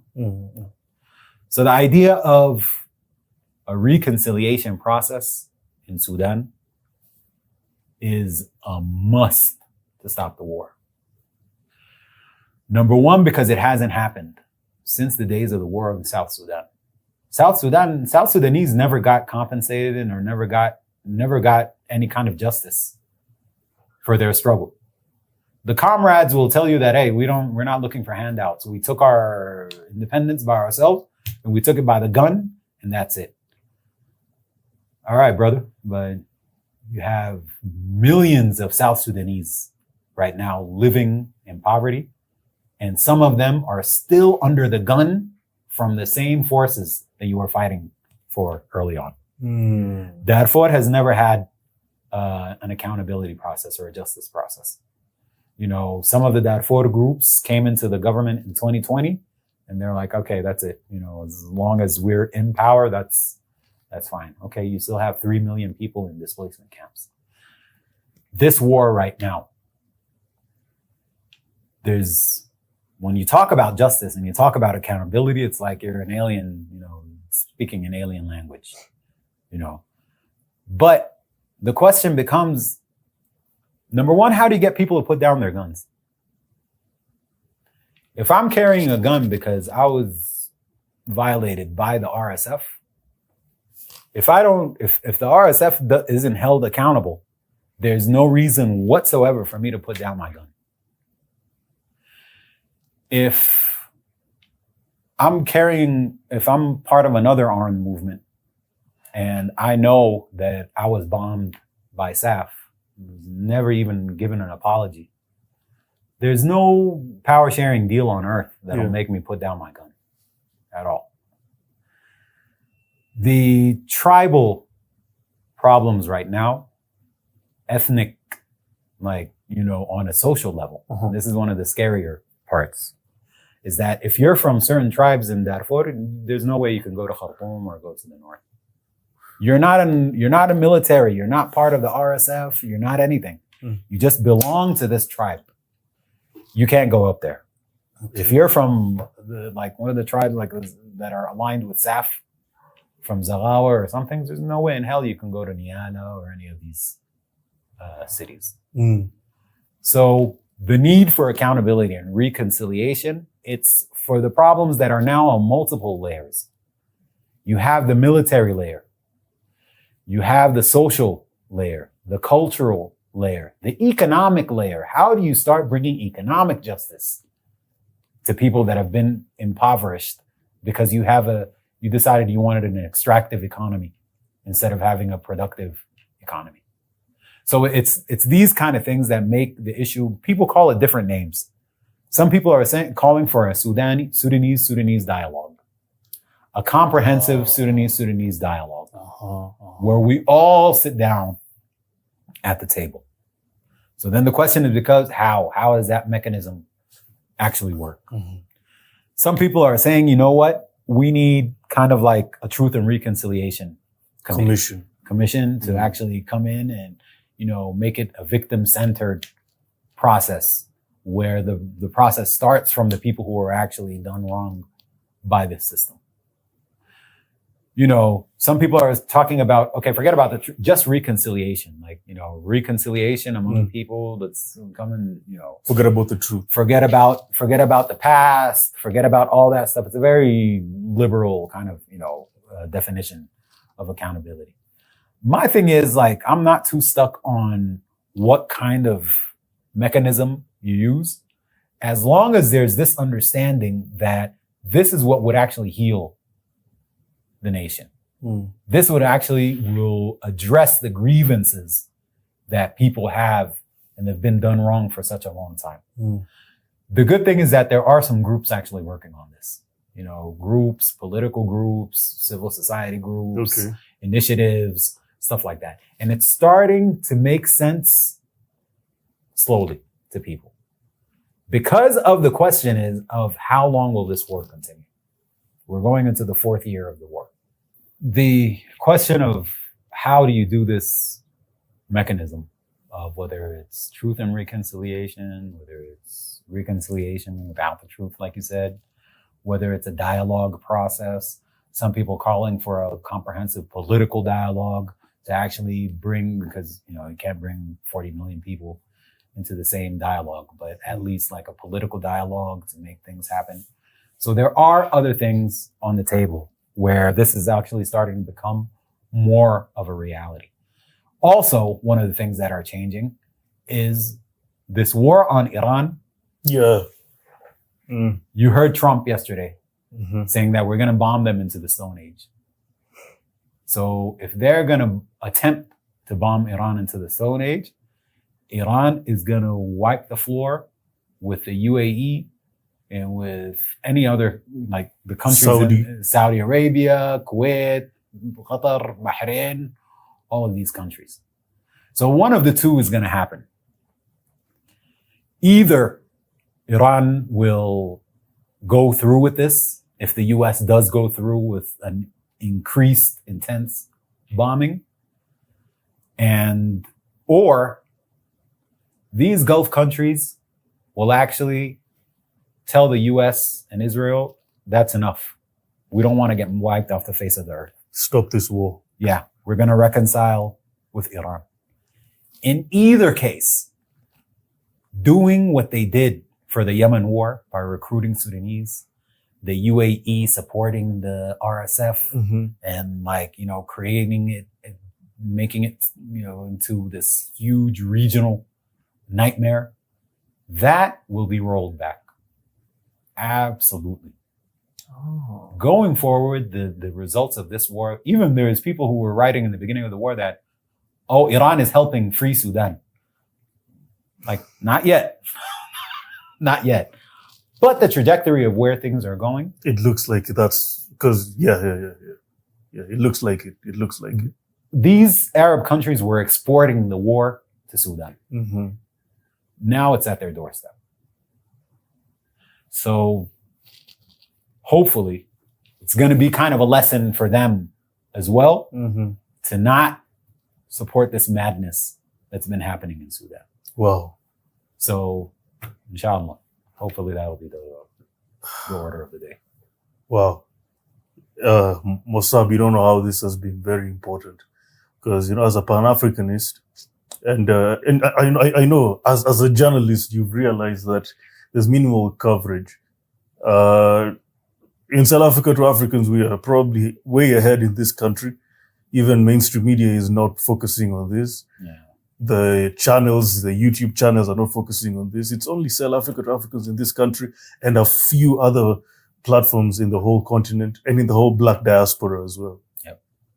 But definitely, it's we need to give you guys a lot of props. Thank you. And appreciation. Thank you. Like the platform, you guys are really bringing the right people on air. So it's definitely appreciated. Oh, and we are planning to bring more so that we can put more pressure on this. But this is the most clarity I've ever gotten when it comes to this war. This is a complex thing. It's not just what we always see. This is complex. This is complex as fuck. This is, man. That's why you don't see a lot of coverage also for it. I mean, we're kind of by default programmed to look at the good guys and the bad guys, like a duality within wars. Like, it's like, it's really not a good side in here. It's difficult. There's no good guy in this war. That's the conclusion of this whole almost past 3.5 hours. There's no good guy in this war. Guys are the civilians that got caught up in this war. You know what I mean? Like, exactly. Exactly. If the army has let the people down and has been the cause for this disaster by letting something like the RSF exist in the first place. Mm-hmm. But then again, after the war, like, you clearly are not prepared for this war. Like, the amount of atrocities that the RSF did and how they controlled Khartoum and everything, it's like you left people for dead. If you don't have the tools for the war, why are you going ahead with it? It could have been stopped at so many different points before the war started. It could have been stopped at so many different milestones, but they chose not to do it. So I'm hoping that things have changed, like as far as people in their mentality that are in the SAF camp and seeing the need to actually start doing some surgical removals of some of these cancerous cells. But it's something to pray for. You have family there, of course. How often do you speak to them, and how are they doing now? Are they in a safe place right now, or are they in the red zone? What's going on with your family? No, most of them are in Khartoum and Jazeera, which is pretty much now safe. Okay, it's pretty much safe. But it was a very difficult time. I mean, some of them stayed, but to be honest, like, most of them had to leave the country. Because the thing is, even if you're in a safe area and you want to stay, just the everyday needs of life, electricity, food, these things are a hassle over there, especially if you're outside of the capital. So, it's no coincidence that this war displaced 12 million people. That's a number that people have to kind of like focus on a little bit. Like 12 million people either left the country or are displaced internally. So the magnitude of how much people suffered is just insane. If you could look at this camera, Mosaab, and give your final word, just give your final word as we conclude.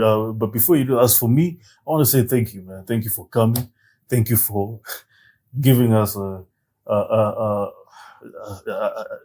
lecture, to say the least, about this. This was a masterclass. Actually, this was a masterclass. And now I have full clarity, and I'm happy we got it on film. I'm happy we got it on a good place like this with with a screen. This is the first time we've ever used a screen, and this was amazing. Thank you so much for coming. Yeah. Thank you. Please give your final word and tell the people anything you want to say, a word of encouragement as we conclude this. Yeah. I won't keep it kind of short. Mm-hmm. I'll just say that Sudan will be free, and say that Africa will be free, and that is the inevitable destiny that awaits us. So things are rough, but freedom, justice, and equality will be the order of the day. Respect. Thank you so much, guys, for watching. Please like, comment, share, subscribe. Where can people find you, Mosaab, as well? Where can people find you? Well, I have a Substack, Mosaab at substack.com. Also, people can reach me through email, mosaab@gmail.com. I follow the people that I work with, Iron Network. Work with also Sovereign Media. Mm-hmm. So definitely they can follow us there. Oh, Sovereign Media. I follow you guys all the time. You guys are doing a great job. Yeah. Great job. Thank you. Guys, please like, comment, share, subscribe, support this channel, support Mosaab. We are trying to put pressure on this Sudan thing because very few people are doing it. But we will do it. Sell Africa to Africans is a real Pan-African show, and I'm proud to make sure that I contribute to the end of, first of all, to the clarity, and then the end of this war. We need to put pressure. I know we're in Kenya, and we say, oh, Sudan is far away. We don't care. But wait until like the way we spoke. It can spread. You never know. We should be Pan-Africanist by nature, and we should take care of our brothers and sisters who are outside of our confines, of our Berlin conference confines. Thank you so much. It's been a good one. Thank you.